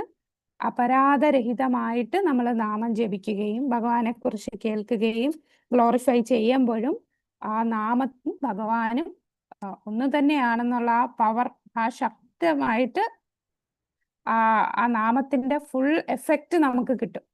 ഭഗവാനെ അത്രയും ശ്രദ്ധയോടെ നമ്മൾ അപരാധമില്ലാതെ കേൾക്കുകയും പറയുകയും ചെയ്യുമ്പോഴാണ് അത് കിട്ടുക. ഇനി നമ്മൾ ഇവിടെ പറയുന്നുണ്ട്, അടുത്ത പാരഗ്രാഫിൽ ഭാവാർത്ഥത്തിൽ പറയുന്നുണ്ട്, ഭഗവാൻ അത്രയും താല്പര്യമാണ് നമ്മളെ എല്ലാവരെയും ഭഗവാന്റെ അടുത്ത് കൊണ്ടുപോകാൻ. ഭഗവാൻ ഒരുപാട് ആഗ്രഹിക്കുന്നു. പക്ഷെ നമുക്ക് ആ ആഗ്രഹം വരുന്നില്ല. നമുക്ക് ഇവിടെ തന്നെ നിന്ന് ഭൗതികമായിട്ടുള്ള സുഖങ്ങൾ ആസ്വദിക്കാനാണ് നമുക്ക് ആഗ്രഹം. വളരെ കുറച്ചു പേർക്ക് മാത്രമേ, മനുഷ്യാനാം സഹസ്രേഷു അല്ലെ, ബഹുനാം ജന്മനാമന്തേ, ആ ജ്ഞാനിയാണ് പിന്നെ ഭഗവാനെ അറിഞ്ഞ് ഭഗവാന്റെ അടുത്ത് പോകാനായിട്ട് ഉദ്യമിച്ച് അവിടെ എത്തുന്നത്. ബാക്കിയുള്ള മെജോറിറ്റി ആൾക്കാർക്കും എന്താണ്? ഇവിടെ തന്നെ നിൽക്കാനാണ് ആഗ്രഹം. ഭഗവാന്റെ അടുത്ത് പോകാനായിട്ട് വലിയ ആഗ്രഹം തോന്നില്ല. നമുക്ക് ഇന്ദ്രന്റെ ഒരു ഉദാഹരണം അറിയാമല്ലേ. ഇന്ദ്രൻ ഒരിക്കൽ ശാപം കിട്ടി ഒരു പന്നിയായിട്ട് വന്നു. എന്നിട്ട് ഇന്ദ്രന്റെ അടുത്ത് നാരദ മഹർഷി പറയും, നീ എന്താ ഇവിടെ ഇങ്ങനെ കിടക്കുന്നത്? തിരിച്ചു പോണ്ടേ? നീ ഇന്ദ്രനാണ്, തിരിച്ചു പോകണ്ടേന്ന് ചോദിക്കുമ്പോ എന്താ ഇന്ദ്രൻ പറയുന്ന? പന്നിയായിട്ടുള്ള ഇന്ദ്രൻ എന്ത് പറയും? ഹരേ കൃഷ്ണ. പന്നിയായിട്ടുള്ള ഇവിടെ തന്നെ ഇരുന്നാ മതിയെന്ന്. എന്റെ ഭാര്യയും മക്കളും എല്ലാരും ഇവിടെ ഇരിക്കുകയാണ്, എനിക്ക് തിരിച്ചു പോകണ്ടെന്ന് പറയല്. അപ്പൊ അതുപോലെയാണ് എല്ലാ ഭൗതിക ലോകത്ത് വന്നു കഴിഞ്ഞാൽ ഈ ജീവാത്മാവിനെ ഇവിടെ തന്നെ വീണ്ടും വീണ്ടും എൻജോയ് ചെയ്യാനായിട്ട് ആഗ്രഹിക്കുക. പക്ഷെ ഭഗവാൻ അത്രയും നമ്മളെ തിരിച്ചു കൊണ്ടുപോകാനായിട്ട് ആഗ്രഹിക്കുന്നുണ്ട്. അടുത്ത പാരഗ്രാഫിൽ പറയുന്നുണ്ട്, നമ്മളുടെ ആ പാപങ്ങളെല്ലാം പൂർണ്ണമായി ശുദ്ധീകരിക്കപ്പെട്ടാലേ നമുക്ക് ഭഗവാന്റെ ലോകത്തേക്ക് കടക്കാൻ സാധിക്കൂ. ഈ പാപങ്ങൾക്ക് കാരണം എന്താണ്? ഈ ലോകത്തെ പിടിച്ചടക്കാനുള്ള നമ്മളുടെ ആഗ്രഹമാണ് ഈ പാപങ്ങൾക്കുള്ള കാരണം. അപ്പോൾ ഈ ആഗ്രഹത്തെ ഇല്ലാതാക്കുക എന്ന് പറഞ്ഞാൽ വളരെ പ്രയാസമാണ്. സ്ത്രീയും ധനവും, ഈ സ്ത്രീയോടും ധനത്തോടുമുള്ള ആസക്തിയാണ് ഒരു ഭക്തനെ ഭഗവാന്റെ അടുത്തേക്ക് പോകുന്നതിൽ തടസ്സമായിട്ടുള്ളത്.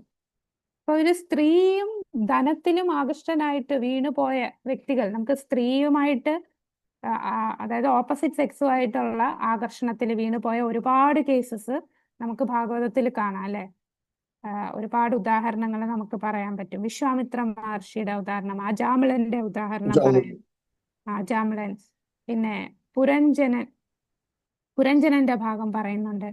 പിന്നെ നമുക്കറിയാം വെള്ളത്തിന്റെ അടിയിലിരുന്ന് തപസ് ചെയ്ത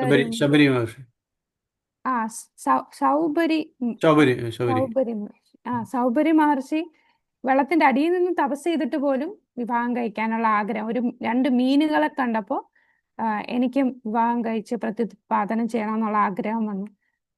അപ്പോ ഇങ്ങനെ പിന്നെ നമുക്ക് വില്വമംഗൽ ഠാക്കൂറിന്റെ ഉദാഹരണം. അപ്പൊ ഈ സ്ത്രീയും ധനവും ഈ 2 കാര്യങ്ങളാണ് മെയിൻ പ്രോബ്ലം ആയിട്ട് ഭഗവാന്റെ ധാമത്തിലേക്ക് എത്താനായിട്ട് തടസ്സമായിട്ട് നിൽക്കുന്നത്. വലിയ വലിയ ഭക്തിയിൽ ഉയർന്നു വരുന്നവര് വരെ ഇതിൽപ്പെട്ട് വീണു പോയിട്ടുണ്ട് അല്ലെ. അതിന്റെ ഉദാഹരണങ്ങളാണ് നമ്മൾ കണ്ടത്.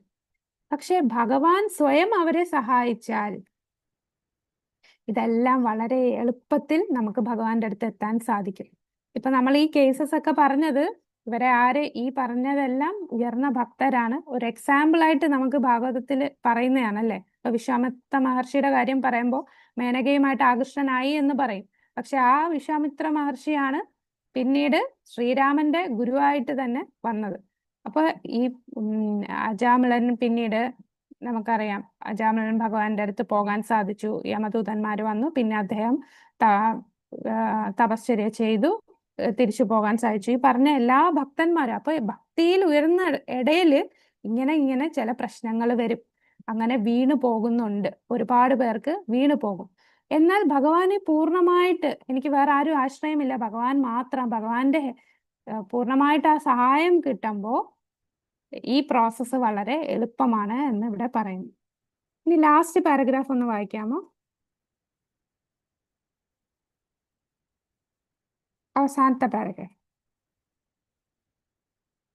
ഹരേ കൃഷ്ണ. കൃഷ്ണ വായിക്കട്ടെ മാതാജി. വായിച്ചോ. വായിച്ചോളൂ പ്രഭു. പ്രഭു വായിച്ചു. ഹരേ കൃഷ്ണ. ജയ് ശ്രീലപ്രഭ. ധനത്താലും സ്ത്രീയാലും ആകർഷിക്കപ്പെടുന്നതിൽ യാതൊരു അത്ഭുതവുമില്ല. എന്തെന്നാൽ സ്മരണാതീതമായ കാലം മുതൽ സകലമാന ജീവാത്മാക്കളും അത്തരം ഭൗതിക വസ്തുക്കളുമായി സമ്പർക്കത്തിൽ ഏർപ്പെട്ടിരിക്കുന്നു. ആകയാൽ ഈ വിദേശ സ്വഭാവത്തിൽ നിന്നും പൂർവ്വസ്ഥിതിയിലാകാൻ സമയമെടുക്കും. എന്നാൽ ഭഗവത് മാഹാത്മ്യങ്ങൾ ശ്രവിക്കുന്നതിൽ ഒരാൾ വ്യാപൃതനായാൽ അതവൻ്റെ യഥാർത്ഥ അവസ്ഥ എന്തെന്ന് ക്രമേണ മനസ്സിലാകും. ഭഗവത് കൃപയാൽ അത്തരം ഭക്തന് പ്രക്ഷുബ്ധാവസ്ഥയെ സ്വയം പ്രതിരോധിക്കാൻ പര്യാപ്തമായ ശക്തി ലഭിക്കുന്നു. അങ്ങനെ ക്രമേണ എല്ലാ പ്രതിബന്ധ ഘടകങ്ങളും അവൻ്റെ മനസ്സിൽ നിന്നും പുറന്തള്ളപ്പെടുന്നു. പുറന്തള്ളപ്പെടും. അപ്പൊ ആ പുറന്തള്ളപ്പെടാനായിട്ട് എന്താണ്? ശ്രവണ പ്രക്രിയ അല്ലേ? അപ്പൊ നിരന്തരം ഭഗവാന്റെ പാപരഹിതമായിട്ട് ഒഫൻസ് ഇല്ലാതെ നമ്മള് ഭഗവാനെ കീർത്തിക്കുകയും ശ്രവിക്കുകയും ചെയ്യുമ്പോൾ നമ്മളുടെ യഥാർത്ഥ സ്വരൂപം ഭഗവാനുമായിട്ടുള്ള ശാശ്വത ബന്ധത്തിലേക്ക് നമുക്ക് തിരിച്ചെത്താനായിട്ട് ഭഗവാന്റെ കാരുണ്യം കൊണ്ട് സാധിക്കും. അപ്പൊ അതാണ് ഈ ഒരു ശ്ലോകത്തിൽ പറയുന്നത്. ഇനി നമുക്ക് അടുത്ത ശ്ലോകം എന്ന് പറയുന്നത് അടുത്ത സ്റ്റേജ് ആണ് പറയുന്നത്. എന്താണ് 18ാമത്തെ ശ്ലോകം? നഷ്ടപ്രായേഷ ഭദ്രേഷു നിത്യം ഭാഗവത സേവയാ ഭഗവതി ഉത്തമ ശ്ലോകേ ഭക്തിർഭവതി നൈഷ്ഠികി. നഷ്ടപ്രായേഷു അഭദ്രേഷു, നമ്മുടെ ഹൃദയത്തിലെ അഭദ്രങ്ങൾ. അപ്പൊ ആ അനർത്ഥ നിവൃത്തി കഴിഞ്ഞ ശ്ലോകത്തിൽ അനർത്ഥ നിവൃത്തി നടന്നുകൊണ്ടിരിക്കുകയാണ്. ഈ ഒരു ശ്ലോകത്തിലാണ് അനർത്ഥ നിവൃത്തി കംപ്ലീറ്റ് ആകുന്നത്. അനർത്ഥങ്ങളെല്ലാം മാറിക്കഴിയുന്നു. എപ്പോഴാണ്? നിത്യം ഭാഗവത സേവയാ ഭഗവതേ ഉത്തമ ശ്ലോകെ ഭക്തിർ ഭവതി നൈഷ്ഠികി. നൈഷ്ഠികി വാക്കിന്റെ അർത്ഥം എന്താണ് കൊടുത്തിരിക്കുന്നത്? നൈഷ്ഠികി പിൻവലിക്കാനോ മാറ്റാനോ സാധ്യമല്ലാത്ത, അതായത് നല്ല ഉറച്ചിരിക്കുന്നത്, നിഷ്ഠ. അപ്പൊ അനർത്ഥ നിവൃത്തി നിഷ്ഠ സ്റ്റേജ് ആണ് ഈ ഒരു ശ്ലോകത്തിൽ വരുന്നത്. അനർത്ഥ നിവൃത്തിയും നിഷ്ഠയും. ഇനി വിശ്വനാഥ് ചക്രവർത്തി ഠാക്കൂർ പറയുമ്പോൾ ഈ ഒരു നഷ്ടപ്രായശോ അപത്രേഷ ആ ശ്ലോകത്തില് 3 സ്റ്റേജ് പറയുന്നുണ്ട്. അനർത്ഥ നിവൃത്തി, അനർത്ഥ പഗമാം എന്ന് പറയുന്നതിന് മുമ്പ് ഭക്തി എന്നൊരു സ്റ്റേജ് പറയുന്നുണ്ട്. ഭക്തി എന്ന് പറഞ്ഞാൽ നമ്മൾ സാധാരണ ചെയ്യുന്ന സാധനാ ഭക്തി, ശ്രവണം, കീർത്തനം, വിഷ്ണു സ്മരണം, ഇതെല്ലാം വരുന്ന ആ ഭക്തിയുടെ സേവനത്തിന്റെ ഭാഗമാണ് ഭക്തി. 6ാമത്തത് ഭക്തി, 7ാമത്തത് അനർത്ഥങ്ങൾ ഇല്ലാതാകും. അനർത്ഥങ്ങൾ ഇല്ലാതാകും എന്ന് പറഞ്ഞാൽ നമ്മൾ നാമം ജപിക്കുമ്പോൾ നാമ അപരാധം ഉൾപ്പെടെയുള്ള അശുഭമായ കാര്യങ്ങളെല്ലാം പൂർണ്ണമായി നശിക്കപ്പെടുന്ന സ്റ്റേജാണ് അനർത്ഥ നിവർത്തി. തൊട്ടു മുമ്പുള്ള ശ്ലോകത്തിൽ അനർത്ഥങ്ങളൊക്കെ പയ്യെ ഗ്രാജുവലി ക്ലീൻ ചെയ്തുകൊണ്ടിരിക്കുകയാണ്. ഈ ഒരു സ്റ്റേജ് വരുമ്പോഴത്തേക്കും അനർത്ഥങ്ങൾ പൂർണ്ണമായി, നാമാപരാധം ഉൾപ്പെടെയുള്ള അനർത്ഥങ്ങളെല്ലാം, എല്ലാ തടസ്സങ്ങളും പൂർണ്ണമായി നശിപ്പിക്കപ്പെടുന്നതാണ് അനർത്ഥ പഗമാം എന്ന് പറയുന്ന സ്റ്റേജ്. അത് കഴിഞ്ഞിട്ട് അടുത്ത എന്ത് വരും? ഭക്തിർ ഭവതി നൈഷ്ഠികി, ദൃഢമായിട്ട് നിൽക്കും. നമ്മുടെ ഭക്തി നിഷ്ഠ സ്റ്റേജിലേക്ക് ഉയരും. അനർത്ഥ നിവൃത്തി, നിഷ്ഠ. വിശ്വനാഥ് ചക്രവർത്തി ഠാക്കൂർ പറയുന്ന സ്റ്റേജ് അനുസരിച്ച് ഭക്തി അനർത്ഥ പഗമാം നിഷ്ഠയാണ് വരുന്നത്. അപ്പൊ ഇതിന്റെ വിവർത്തനം ഒന്ന് വായിക്കാമോ? ഹരേ കൃഷ്ണ മാതാജി. ഹരേ കൃഷ്ണ. വിവർത്തനം ശീലപ്രഭാത് കെ ജെ.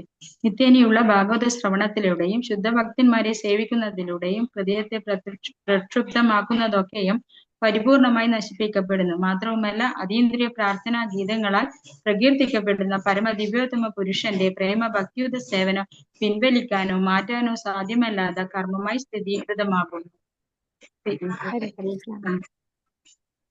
ഹരേ കൃഷ്ണ മാതാജി.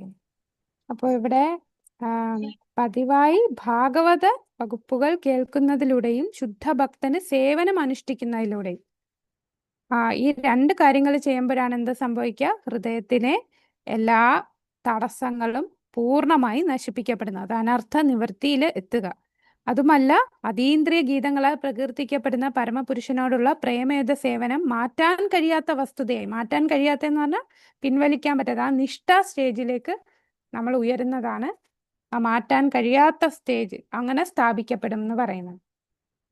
അപ്പൊ ഇവിടെ നിത്യേനയുള്ള ഭാഗവത ശ്രവണത്തിലൂടെയും ശുദ്ധഭക്തന്മാരെ സേവിക്കുന്നതിലൂടെയും ഹൃദയത്തെ പ്രക്ഷുബ്ധമാക്കുന്നതൊക്കെയും പൂർണ്ണമായി നശിപ്പിക്കുന്നു. അതാണ് നഷ്ടപ്രായ ശബദ്രേഷു നിത്യം ഭാഗവത സേവയ. പരമദിവ്യോത്തമ പുരുഷന്റെ പ്രേമയുദ്ധ സേവനം പിൻവലിക്കാനോ മാറ്റാനോ സാധിക്കാത്ത കർമ്മ സ്ഥിരീകൃതമാകുന്നു. ഭഗവത് ഉത്തമ ശ്ലോക ഭക്തിർഭവതി നൈഷ്ഠിക്ക്. അപ്പൊ അനർത്ഥ നിവർത്തിയാണ് നഷ്ടപ്രായശ അഭദ്രേഷു നിത്യഭാഗവത സേവയ നിഷ്ഠ സ്റ്റേജാണ്. മാറ്റാൻ കഴിയാത്ത അത്രയും സ്ഥിരമായിട്ട് നമ്മുടെ പരമപുരുഷനോടുള്ള ആ പ്രേമയുധ സേവനം പിൻവലിക്കാൻ പറ്റാത്ത സ്റ്റേജിലേക്ക് എത്തുന്നു, നിഷ്ഠ. ഇനി നമുക്ക് ഭാവാർത്ഥം നോക്കിക്കഴിഞ്ഞാൽ ഇവിടെ ഭാഗവതമായിട്ടുള്ള സമ്പർക്കം അല്ലെ, അതിനെക്കുറിച്ച് പറയുന്നുണ്ട്. 2 തരം ഭാഗവതമുണ്ട്. ആരൊക്കെയാണ്? ഭക്തഭാഗവതവും ഗ്രന്ഥഭാഗവതവും. ഗ്രന്ഥഭാഗവതവും ഭക്തഭാഗവതവും അല്ലെ. അപ്പൊ ഭാഗവത സംസർഗമാണ് പ്രധാനം. നമ്മളുടെ ആത്മസാക്ഷാത്കാര മാർഗത്തിൽ പ്രതിബന്ധങ്ങൾ എന്ന് കരുതപ്പെടുന്ന ഹൃദയത്തിനുള്ളിലെ എല്ലാ അമംഗളകരമായ കാര്യങ്ങളെ ഉന്മൂലനം ചെയ്യാനുള്ള പ്രതിവിധിയാണ് ഇവിടെ പറഞ്ഞിരിക്കുന്നത്. ആ പ്രതിവിധി എന്താണ്?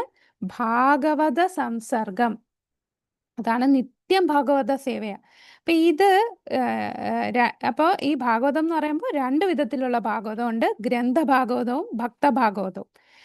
ഭാഗവതവും സമർത്ഥമായ പ്രതിവിധികളാണ്. 2ഉം കൂടി ചേർന്നോ അല്ലെങ്കിൽ ഏതെങ്കിലും ഒന്ന് മാത്രമോ പോലും പ്രതിബന്ധങ്ങളെ ഇല്ലാതാക്കുവാൻ പര്യാപ്തമാണ്. ഗ്രന്ഥഭാഗവത നിർദ്ദേശാനുസരണം. അപ്പൊ ആരാണ് ഭക്തഭാഗവതം? ആരാണ് ഭക്തഭാഗവതം എന്ന് പറയുന്നത്?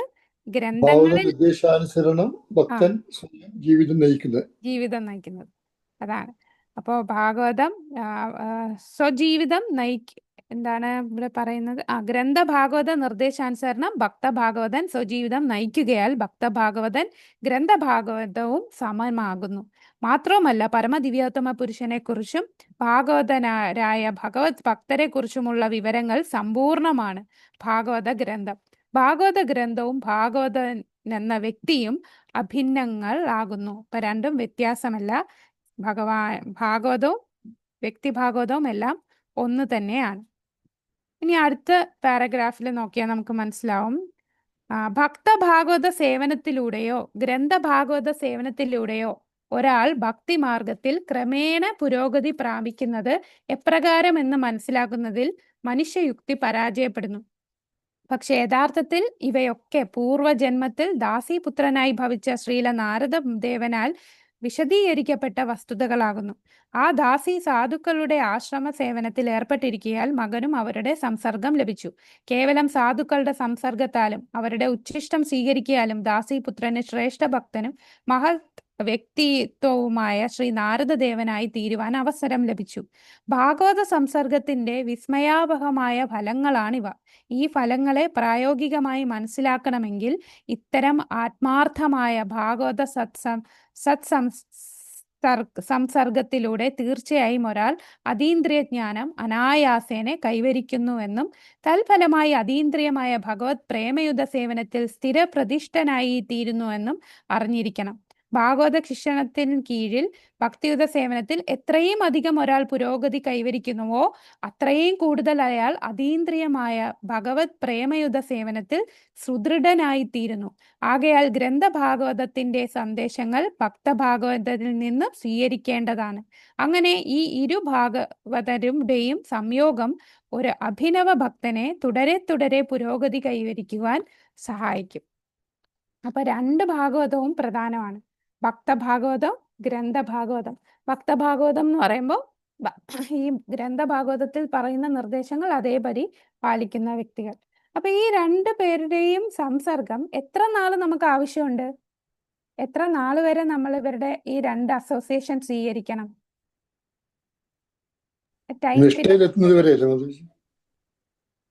നമ്മുടെ ജീവിതകാലം മുഴുവൻ പ്രേമഭക്തിയിൽ എത്തിയാൽ പോലും ആ ഭാഗവത 2 പേരുടെ അസോസിയേഷൻ എടുക്കണം അല്ലെ.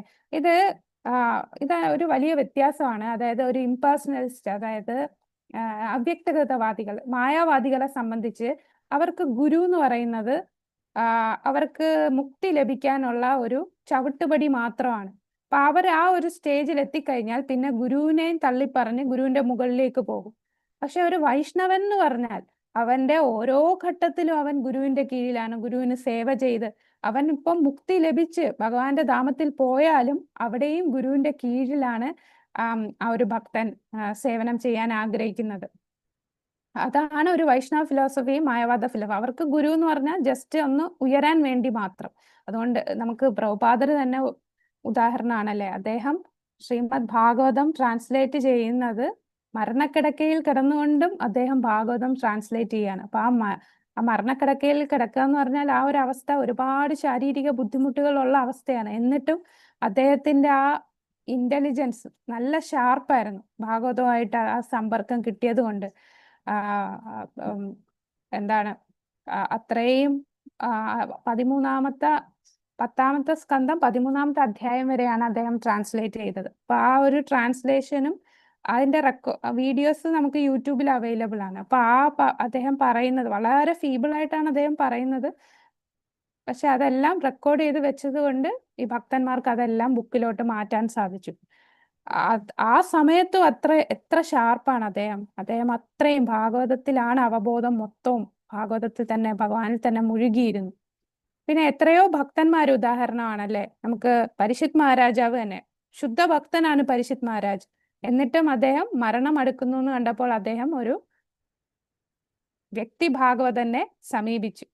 ഭാഗവതന്റെ അസോസിയേഷൻ, അതായത് ശുകദേവ ഗോസ്വാമിയുടെ സംഘം കിട്ടി അദ്ദേഹം ഭാഗവത ശ്രവണം ചെയ്തു. അതുകൊണ്ട് ഭാഗവതം ശ്രവണം ഈ അസോസിയേഷൻ നമുക്ക് എത്ര നാള് നമ്മളുടെ ജീവിതകാലം മുഴുവൻ ഈ 2 അസോസിയേഷൻ ഭക്തഭാഗവതൻ, ഗ്രന്ഥഭാഗവതൻ. അപ്പൊ ഭക്തഭാഗവതൻ എന്ന് പറയുമ്പോൾ പ്രഭുപാദരുടെ ബുക്സിലൂടെ പ്രഭുപാദരുടെ അസോസിയേഷൻ കിട്ടും. പിന്നെ നമ്മുടെ ഗുരുവിന്റെ ലെക്ചേഴ്സ്, ഗുരുവിന്റെ അസോസിയേഷൻ, അങ്ങനെയുള്ള ഉയർന്ന ഭക്തരുമായിട്ട് ഉള്ള അവരുടെ വാണി, അവരുടെ നിർദ്ദേശങ്ങൾ കേൾക്കുക, ആ നിർദ്ദേശങ്ങൾ പാലിക്കുക, ആ ഭാഗവതത്തിൽ പറയുന്ന കാര്യങ്ങൾ നമ്മൾ ജീവിതത്തിൽ പ്രാവർത്തികമാക്കുക. അങ്ങനെയാണ് നമുക്ക് ക്രമേണ ഉയരാൻ സാധിക്കും. അങ്ങനെ നമുക്ക് നിഷ്ഠ സ്റ്റേജ് വരെ എത്താൻ സാധിക്കുന്നു ഈ ഒരു ശ്ലോകത്തിൽ, അല്ലെ. ഇനി അടുത്ത ശ്ലോകം നമുക്ക് നോക്കാം. അടുത്തത് 19ാമത്തെ ശ്ലോകം. 19ാമത്തെ ശ്ലോകം. തഥാരജസ്തമോ ഭാവാ കാമലോഭാദയശ്ചയേ ചേതയേതേരനാവിദ്ധം സ്ഥിതം സത്വേ പ്രസീദതി. ഈ അധ്യായത്തിലെ എല്ലാ ശ്ലോകങ്ങളും വളരെ പ്രധാനപ്പെട്ടാണ്. നമുക്ക് എത്രമാത്രം കൂടുതൽ ശ്ലോകം പഠിക്കാൻ പറ്റുമോ അത്രയും പഠിക്കുന്നത് നല്ലതാണ്. ഇതെല്ലാം ഇപ്പൊ ഇന്ന് നമ്മൾ എടുത്ത ഈ ശ്ലോകങ്ങളെല്ലാം നല്ല ഇമ്പോർട്ടൻറ്റ് ശ്ലോകങ്ങളാണ്. തഥാ രജസ്തമോ ഭാവ കാമലോഭ ദയശ്ചയേ. അപ്പൊ ഇതിന്റെ വിവർത്തനം നോക്കാം. മാറ്റാൻ കഴിയാത്ത പ്രേമയുധ സേവനം ഹൃദയത്തിൽ സ്ഥാപിതമായ ഉടനെ, അതായത് നിഷ്ഠയിലെത്തിയതിനു ശേഷം എന്താ സംഭവിക്കുക? പ്രകൃതിയുടെ രജസ്തമോ ഗുണങ്ങളുടെ ഫലങ്ങളായ കാമം, ആഗ്രഹം, ലോഭം മുതലായവ ഹൃദയത്തിൽ നിന്നും അപ്രത്യക്ഷമാകുന്നു. അനന്തരം സത്വഗുണത്തിൽ അധിഷ്ഠിതനാകുന്ന ഭക്തൻ പരിപൂർണ സന്തുഷ്ടനായി തീരുന്നു.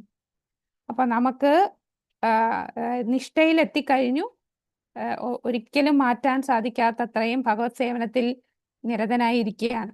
അങ്ങനെ സേവനത്തിൽ നിരതനായി ഇരിക്കുമ്പോൾ എന്ത് പറ്റും? നമ്മളുടെ ഉള്ളിലുള്ള രജോ തമോ ഗുണങ്ങൾ, ആ ഗുണങ്ങളുടെ ഫലമായിട്ടുള്ള കാമം, ആഗ്രഹം, ലോഭം മുതലായവ ഹൃദയത്തിൽ നിന്നും അപ്രത്യക്ഷമാകുന്നു. അനന്തരം ഈ രജവും തമയും പോകുമ്പോൾ നമ്മൾ ഏത് ഗുണത്തിലേക്ക് പോകും? സത്വഗുണത്തിൽ അധിഷ്ഠിതനാകുന്ന ഭക്തൻ അങ്ങനെ പരിപൂർണ സന്തുഷ്ടനാകുന്നു. ഈ ഒരു സ്റ്റേജിൽ വരുന്നതാണ് രുചിയും ആസക്തിയും. ഈ ഒരു സ്റ്റേജിലാണ്, ഈ ഒരു ശ്ലോകത്തിലാണ് വരുന്നത്. അടുത്ത സ്റ്റേജ് രുചി, ആസക്തി. അത് വിശ്വനാഥ് ചക്രവർത്തി ഠാക്കൂർ പറയുന്ന സ്റ്റേജിലും സെയിം തന്നെ, രുചിയും ആസക്തി. ഇപ്പൊ രുചി എന്ന് പറഞ്ഞാൽ ഇന്ദ്രിയ വിഷയങ്ങൾ ഹൃദയത്തെ ഇനി തുളച്ചു കയറുന്നില്ല. കാരണം ഇന്ദ്രിയ വിഷയങ്ങളെല്ലാം ഇല്ലാതായി. അപ്പൊ എന്തിലായിരിക്കും? ഭൗതിക വസ്തുക്കളോടൊന്നും താല്പര്യമില്ല. അപ്പൊ ആത്മീയ കാര്യത്തിലായിരിക്കും താല്പര്യം വരിക. അഭിരുചി, ആത്മീയ അഭിരുചി ഉണ്ടാകുന്നു. നമ്മള് ഭഗവത്ഗീതയിലെ ഒരു ശ്ലോകത്തിൽ പറയത്തില്ലേ, പരം ദൃഷ്ട്വാ നിവർത്തതേ. നമുക്ക് ഉയർന്ന രുചി കിട്ടുമ്പോൾ താഴ്ന്ന രുചിയെ നമുക്ക്, അപ്പം ഭൗതിക വിഷയത്തിലുള്ള രുചിയൊക്കെ ഇല്ലാതാകുകയാണ്. നിത്യം ഭാഗവത സേവ ചെയ്ത് നമ്മുടെ ഹൃദയത്തിലെ അഭദ്രങ്ങളൊക്കെ ഇല്ലാതായി നമുക്ക് ആ നിഷ്ഠാ സ്റ്റേജിലെത്തി. ഇനി നിഷ്ഠാ സ്റ്റേജിൽ എത്തുമ്പോൾ എന്താണ്? വീണ്ടും ഇത് തുടർന്നുകൊണ്ടേ ഇരിക്കുകയാണ് നമ്മൾ ഈ പ്രോസസ്സ്. അപ്പോൾ രജോ തമോ ഗുണമൊക്കെ മാറി സത്വഗുണത്തിലേക്ക് വരും. അപ്പോൾ രുചിയുടെ സ്റ്റേജിൽ വരികയാണ്. നമുക്ക് ഭൗതിക വിഷയങ്ങളെല്ലാം പൂർണ്ണമായി മാറുന്നു. ഭൗതികമായിട്ടുള്ള കാര്യങ്ങളൊന്നും തടയാനില്ല. ഇപ്പൊ പൂർണ്ണമായി എന്തിലായിരിക്കും? ആത്മീയ കാര്യങ്ങളോടായിരിക്കും അഭിരുചി. അതുപോലെ അതിൽ ആസക്തി. അഭിരുചി ആദ്യം രുചി വരും, പിന്നെ അതിൽ തന്നെ ദൃഢമാകും. ആ ദൃഢമാകുമ്പോഴാണ് ആസക്തിയാകുന്നത്. ആത്മീയ കാര്യങ്ങളിൽ തന്നെ ദൃഢമായിരിക്കുന്നു ആസക്തി. അനന്തരം സത്വഗുണത്തിൽ അധിഷ്ഠിതമാകുന്ന ഭക്തൻ പരിപൂർണ സന്തോഷവാനാകുന്നു. തഥാ രജസ്തമോഭാവ കാമലോഭ തേശ്ചേ. ഇനി അടുത്ത് നമുക്ക് ഇതിന്റെ ഭാവാർത്ഥം, അത് പ്രധാനപ്പെട്ട ഒരു ഭാവാർത്ഥമാണ്. ഈ പറഞ്ഞ എല്ലാ ശ്ലോകത്തിന്റെ ഭാവാർത്ഥം എല്ലാം ഇമ്പോർട്ടൻ്റ് ആണ്. ഫസ്റ്റ് പാരഗ്രാഫ് ഒന്ന് വായിക്കാമോ? ഭാവാർത്ഥത്തിന്റെ 19ാമത്തെ ശ്ലോകം ഫസ്റ്റ് പാരഗ്രാഫ്. കൃഷ്ണ മാതാജി ആ.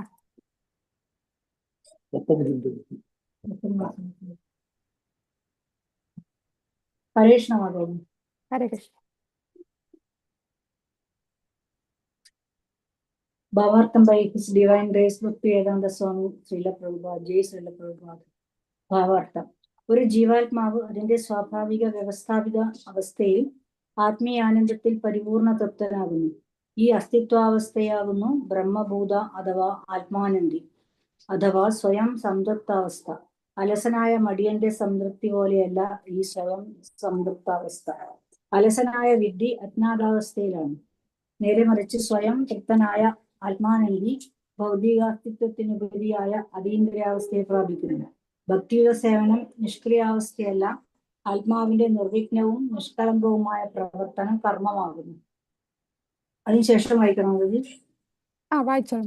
അടുത്ത ഭൗതിക സമ്പർക്കത്തിൽ ഏർപ്പെടുകയാൽ ആത്മാവിന്റെ പ്രവർത്തനങ്ങൾ അശുദ്ധമാക്കപ്പെടുകയും അപ്രകാരം രോഗഗ്രസ്തമായ പ്രവർത്തനങ്ങൾ ഭോഗേച്ഛ, കാമം, അഭിലാഷം, അലസത, വിഡ്ഢിത്തം, നിദ്ര എന്നീ രൂപങ്ങളിൽ പ്രകടമാവുകയും ചെയ്യുന്നു. ഈ രജോ തമോ ഗുണങ്ങളെ പൂർണ്ണമായി വർജിക്കുന്നതിലൂടെ ഭക്തിയുടെ സേവന പ്രഭാവം സ്പഷ്ടമായി തീരുന്നു. തൽക്ഷണം ഭക്തൻ സത്വഗുണത്തിൽ സ്ഥാപിതനാവുകയും വാസുദേവ പദവിയിലേക്ക് അഥവാ ശുദ്ധ സത്വഗുണത്തിലേക്ക് ഉയരത്തക്ക വിധം അതിരേകമായി പുരോഗതി പ്രാപ്തമാവുകയും ചെയ്യുന്നു.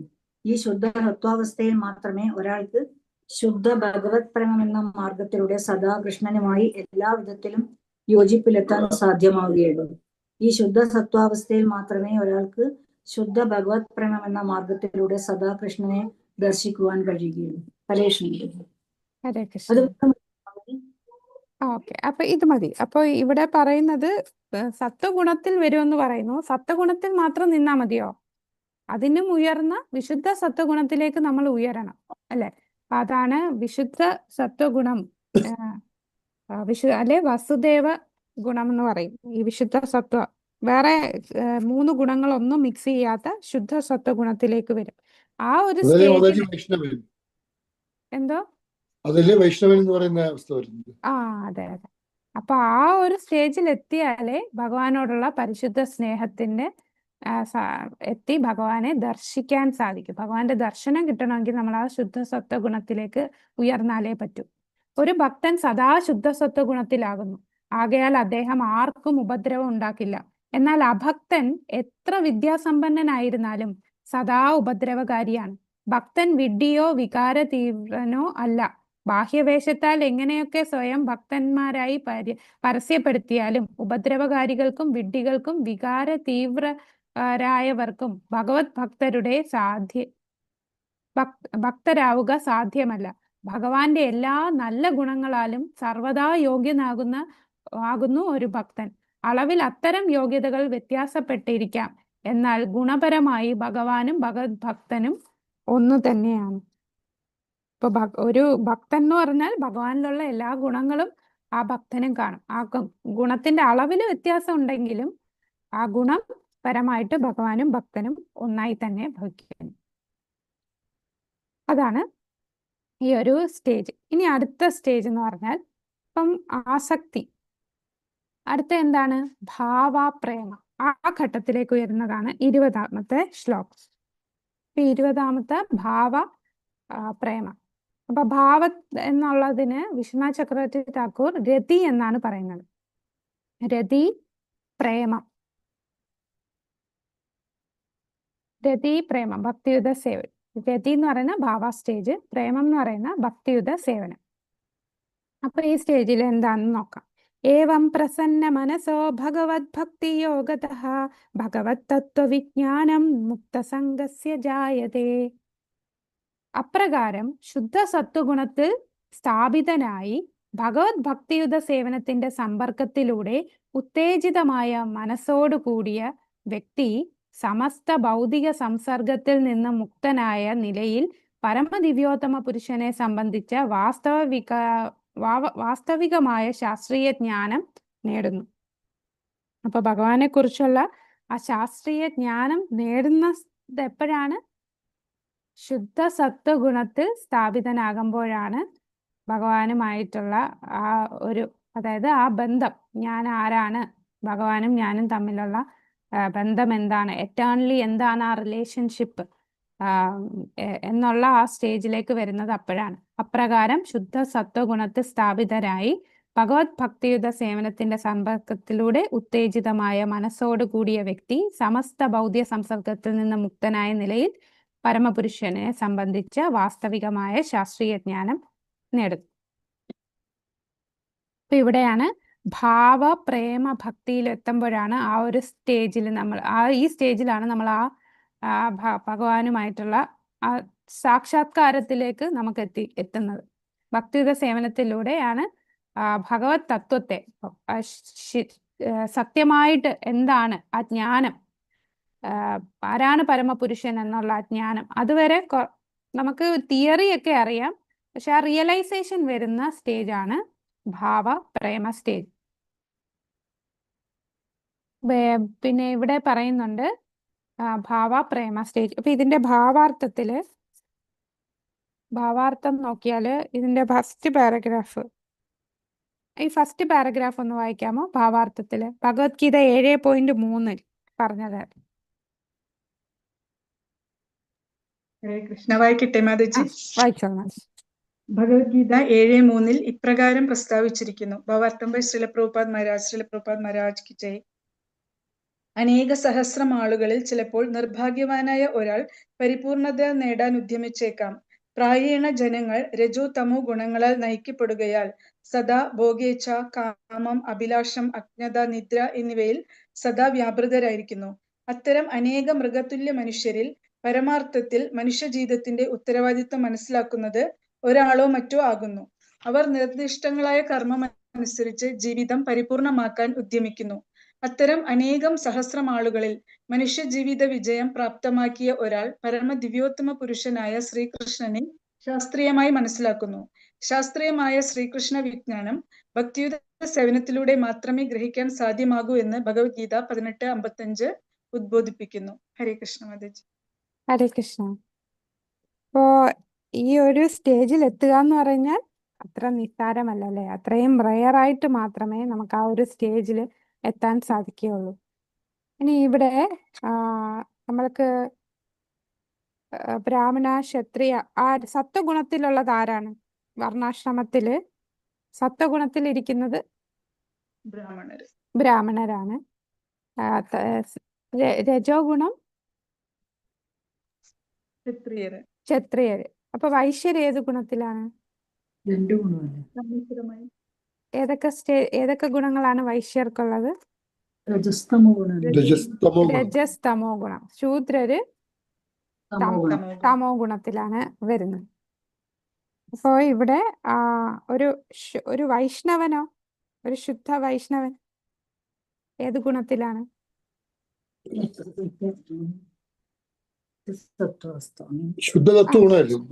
ശുദ്ധ സത്വഗുണത്തിലാണ്.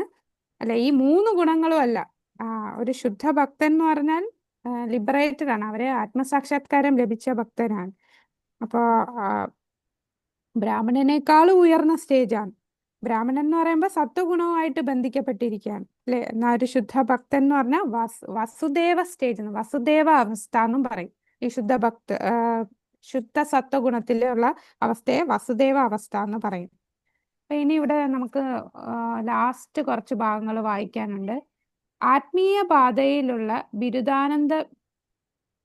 ബിരുദ വിദ്യാർത്ഥികൾക്കായുള്ള അധ്യയന വിഷയമാണ് പരമദിവ്യോത്തമനെ കുറിച്ചുള്ള ശാസ്ത്രം. മൂഢന്മാർ അഥവാ അല്പജ്ഞാനികളായവർ പരമഭഗവാനെ മനസ്സിലാക്കുന്നില്ല.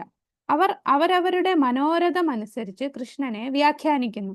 എന്നാൽ വാസ്തവം എന്തെന്നാൽ ബ്രാഹ്മണ തലത്തിലായിരുന്നാൽ പോലും ഭൗതിക ഗുണങ്ങളുടെ കളങ്കത്തിൽ നിന്ന് വിമുക്തനാകാത്ത പക്ഷം ഒരാൾക്ക് പരമദിവ്യോത്തമ പുരുഷനെ കുറിച്ചുള്ള ശാസ്ത്രം മനസ്സിലാക്കാൻ സാധ്യമല്ല. യോഗ്യനായ ബ്രാഹ്മണൻ വാസ്തവത്തിൽ ഒരു വൈഷ്ണവനായി തീരുമ്പോൾ പ്രസന്നമായ ആ മുക്താവസ്ഥയിൽ യഥാർത്ഥത്തിൽ പരമദിവ്യോത്തമ പുരുഷൻ എന്തെന്ന് അവന് മനസ്സിലാക്കാൻ കഴിയുന്നു. അതാണ് ആ ഭഗവാനെ മനസ്സിലാക്കാൻ സാധിക്കുക എന്ന് പറഞ്ഞാല് എന്താണ്? ഭഗവാനെ മനസ്സിലാക്കുക, ഭഗവാന്റെ ശാസ്ത്രം മനസ്സിലാക്കുക എന്ന് പറയുമ്പോൾ ഇവർക്ക് ഭഗവാന്റെ ദർശനം കിട്ടുന്ന സ്റ്റേജിലെത്തും, അല്ലെ? ആ ശുദ്ധ സത്വഗുണത്തിൽ വരികയാണ്. 3 ഗുണങ്ങളുടെ ബന്ധനങ്ങളൊന്നുമില്ല, അതിൽ നിന്നല്ല, അതൊക്കെ പൊട്ടിച്ച് അതിൽ നിന്നൊക്കെ മുക്തിയായി ട്രാൻസെൻഡന്റൽ അതീന്ദ്രിയ അവസ്ഥയിൽ നിൽക്കുകയാണ്. അപ്പൊ ഭഗവാനെ നേരിട്ട് കാണാനും ഭഗവാന്റെ ആ രൂപം മനസ്സിലാക്കാനും ഭഗവാന്റെ പൂർണ്ണമായി ഭഗവാൻ ആരാന്നുള്ള ആ ജ്ഞാനം അവരിലേക്ക് എത്തുന്നത് ഈ ഒരു സ്റ്റേജിലാണ്. പക്ഷെ അത് വളരെ റെയർ ആയിട്ടേ കിട്ടുകയുള്ളൂ. ഒരു ബ്രാഹ്മണൻ എന്ന് പറഞ്ഞാലും ഭൗതികമായിട്ടുള്ള, അല്ലെ, ഗുണത്തില്, സത്വഗുണത്തിൽ അധിഷ്ഠിതനാണ്. അതുകൊണ്ട് ബ്രാഹ്മണനും അത് മനസ്സിലാക്കാൻ സാധിക്കില്ല. അതാണ് അവസാനം പറഞ്ഞിരിക്കുന്നത്. ഭഗവാനെ മനസ്സിലാക്കാൻ ആർക്കേ സാധിക്കുള്ളൂ? ഒരു വൈഷ്ണവനായി തീരുമ്പോഴാണ് ആ മുക്താവസ്ഥയിൽ ഭഗവാനെ മനസ്സിലാക്കുക. ഇനി അടുത്ത സ്റ്റേജ് എന്ന് പറയുന്നതാണ് 21ാമത്തെ ശ്ലോകമുണ്ട്. അത് ഈ സ്ലൈഡിൽ കാണിച്ചിട്ടില്ല. 21ാമത്തെ ശ്ലോകത്തിൽ എന്താ പറയുന്നത്? ബിഭ്യതേ ഹൃദയാഗ്രന്ഥേ ഛിദ്യന്തേ സർവസംശയാ ക്ഷീയന്തേ ചാസ്യ കർമാണി ദൃഷ്ടാ ഏവാത്മനീശ്വരേ. ഈ ശ്ലോകത്തില് അപ്രകാരം ഹൃദയത്തിലെ കുരുക്ക് ഭേദിക്കപ്പെടുകയും എല്ലാ സംശയങ്ങളും ഖണ്ഡം ഖണ്ഡമായി ഛേദിക്കപ്പെടുകയും ചെയ്യുന്നു. ആത്മാവിനെ യജമാനനായി ദർശിക്കുമ്പോൾ ഫലേച്ഛ കർമ്മങ്ങളുടെ ശൃംഖല അവസാനിക്കുന്നു. അപ്പൊ ഇവിടെ ഭഗവാന്റെ ദർശനം കിട്ടുന്നതാണ് ഈ ഒരു സ്റ്റേജിൽ പറയുന്നത്, 21. അപ്പൊ വിശ്വനാഥ് ചക്രവർത്തി ഠാക്കൂർ പ്രേമം കഴിഞ്ഞിട്ട് 2 സ്റ്റേജ് പറയുന്നുണ്ട്. നേരത്തെ ശ്രദ്ധയ്ക്ക് മുമ്പ് 2 സ്റ്റേജ് പറഞ്ഞു, അല്ലെ? സദാകൃപ, മഹത് സേവ. ഇപ്പൊ പ്രേമ സ്റ്റേജ് കഴിഞ്ഞ് 2 സ്റ്റേജ് പറയുന്നുണ്ട്. ദർശനം, അടുത്തത് ഹരേർ മാധുര്യാനുഭവ. ഈ 2 സ്റ്റേജ് ആണ് വരുന്നത്. അപ്പൊ പ്രേമത്തിൽ എത്തിക്കഴിഞ്ഞാൽ നമുക്ക് എന്ത് കിട്ടും? ഭഗവാന്റെ ദർശനം കിട്ടും, അനുഭവം. പ്രേമത്തിന് ശേഷം തിരിച്ചറിവുകൾ ഉണ്ടാകുന്നു. പിന്നെ അടുത്ത സ്റ്റേജ് ഹരേർ മാധുര്യാനുഭവ, ഭഗവാൻ ഹരിയുടെ മാധുര്യത്തിന്റെ നേരിട്ടുള്ള അനുഭവങ്ങൾ ഉണ്ടാകുന്നു. ഈ ഒരു സ്റ്റേജിലാണ് ആ ദർശനം കിട്ടുന്നത്. എപ്പോഴാണ്? ഹൃദയത്തിലുള്ള എല്ലാ കുരുക്കുകളും ഭേദിക്കണം, സംശയങ്ങളും എല്ലാം ഖണ്ഡം ഖണ്ഡമായി ഛേദിക്കപ്പെടുമ്പോൾ, ആത്മാവിനെ യജമാനനായി ദർശിക്കുമ്പോൾ ഫലേച്ഛ കർമ്മങ്ങളുടെ ശൃംഖല അവസാനിക്കുകയാണ്. അപ്പൊ ദർശിക്കുക, നമ്മൾ ആ ആത്മാവിന്റെ യജമാനൻ. ആരാണ് ആത്മാവിന്റെ യജമാനൻ? നമ്മുടെ ആത്മാവിന്റെ മാസ്റ്റർ ആരാണ്? ഭഗവാൻ. അപ്പൊ ആ ഭഗവാനെ ദർശിക്കുകയാണ്. അപ്പൊ ആ ദർശനം കിട്ടുമ്പോഴെന്താണ്? ഫലേച്ഛ കർമ്മങ്ങളുടെ ശൃംഖല മൊത്തത്തില് അവസാനിക്കുകയാണ് ചെയ്യുന്നത്. ആ ഒരു സ്റ്റേജാണ് ഇവിടെ ഈ പറഞ്ഞിരിക്കുന്നത്. അപ്പൊ ഇതിനകത്ത് 2ാമത്തെ പാരഗ്രാഫില് ഒരു ഭാഗം പറയുന്നുണ്ട്, ഒരു പരമ്പര എന്ന് പറയുന്ന ഭാഗം. പരിപൂർണ ജ്ഞാനത്തെ പരമ്പര എന്ന് പറയുന്നു. അതായത് സേവനത്തിലൂടെയും ശരണാഗതിയിലൂടെയും യോഗ്യത നേടിയ വിധേയത്വമുള്ള ശ്രോതാവിന് പ്രാമാണികനായ അധികാരിയിൽ നിന്നും അവരോഹണ മാർഗത്തിൽ പകർന്നു നൽകപ്പെടുന്ന ജ്ഞാനം പരമപുരുഷന്റെ അധികാരത്തെ വെല്ലുവിളിക്കുകയും അതേസമയം അവിടുന്ന് അറിയുകയും ചെയ്യുക അസാധ്യമാണ്. പരിപൂർണന്റെ ഒരു നിസാര അംശവും മായാശക്തിയുടെ നിയന്ത്രണത്തിന് വിധേയനുമായ ഒരു ചെറു സ്ഫുലിംഗത്തിന്റെ വെല്ലുവിളിക്കുന്ന മനോഭാവത്തിന് മുന്നിൽ തന്നെ വെളിപ്പെടുത്താനിരിക്കുവാനുള്ള അവകാശം അവിടുന്നുണ്ട്. ഭക്തന്മാർ വിധേയരാണ്. അതുകൊണ്ട് തന്നെ പരമപുരുഷ ഭഗവാനിൽ നിന്നും ബ്രഹ്മാവിലേക്കും ബ്രഹ്മാവിൽ നിന്നും അദ്ദേഹത്തിന്റെ പുത്രന്മാർക്കും ശിഷ്യന്മാർക്കും എന്നിങ്ങനെ പരമ്പരയായി അതീന്ദ്രിയ ജ്ഞാനം താഴേക്ക് ഇറങ്ങി വരുന്നു. അത്തരം ഭക്തരുടെ ഉള്ളിലുള്ള പരമാത്മാവും ഈ പ്രക്രിയയെ സഹായിക്കുന്നു. അതീന്ദ്രിയ ജ്ഞാനം അഭ്യസിക്കുവാനുള്ള കുറ്റമറ്റ മാർഗമാണിത്. അപ്പൊ അതീന്ദ്രിയ ജ്ഞാനം നമുക്ക് കിട്ടുന്നത് എങ്ങനെയാണ്? പരമ്പരയിലൂടെയാണ് ഈ ജ്ഞാനം ലഭിക്കുന്നത്. അടുത്ത പാരഗ്രാഫ് ഒന്ന് വായിക്കാമോ? ഈ ശ്ലോകത്തിന്റെ ലാസ്റ്റ് പാരഗ്രാഫ്. ഹരേ കൃഷ്ണ. ഹരേ കൃഷ്ണ. ആത്മാവും ദ്രവ്യവും തമ്മിലുള്ള കെട്ടുപാട് ഭഗവാനാൽ വേർപെടുത്തപ്പെടുന്നതിനാൽ ആത്മാവിനെ ദ്രവ്യത്തിൽ നിന്നും തികച്ചും വേർതിരിച്ചറിയാൻ ഈ അറിവ് ഭക്തനെ സഹായിക്കും. ഈ ബന്ധത്തെ അഹങ്കാരം എന്ന് വിളിക്കും. കൂടാതെ ഇത് ഒരു ജീവാത്മാവിനെ ദ്രവ്യവുമായി മാനസിക ഐക്യം പുലർത്തുന്നതിന് പ്രീത്യാർത്ഥമായി അനുയോജ്യമായി പ്രവർത്തിക്കുന്നു. എന്നാൽ ഈ ബന്ധങ്ങൾ ശിഥിലമാകുമ്പോൾ എല്ലാ സംശയമേഘങ്ങളും തൽക്ഷണം ദൂരീകരിക്കപ്പെടുന്നു. ഒരാൾ തന്റെ യജമാനനെ ദർശിക്കുന്നു.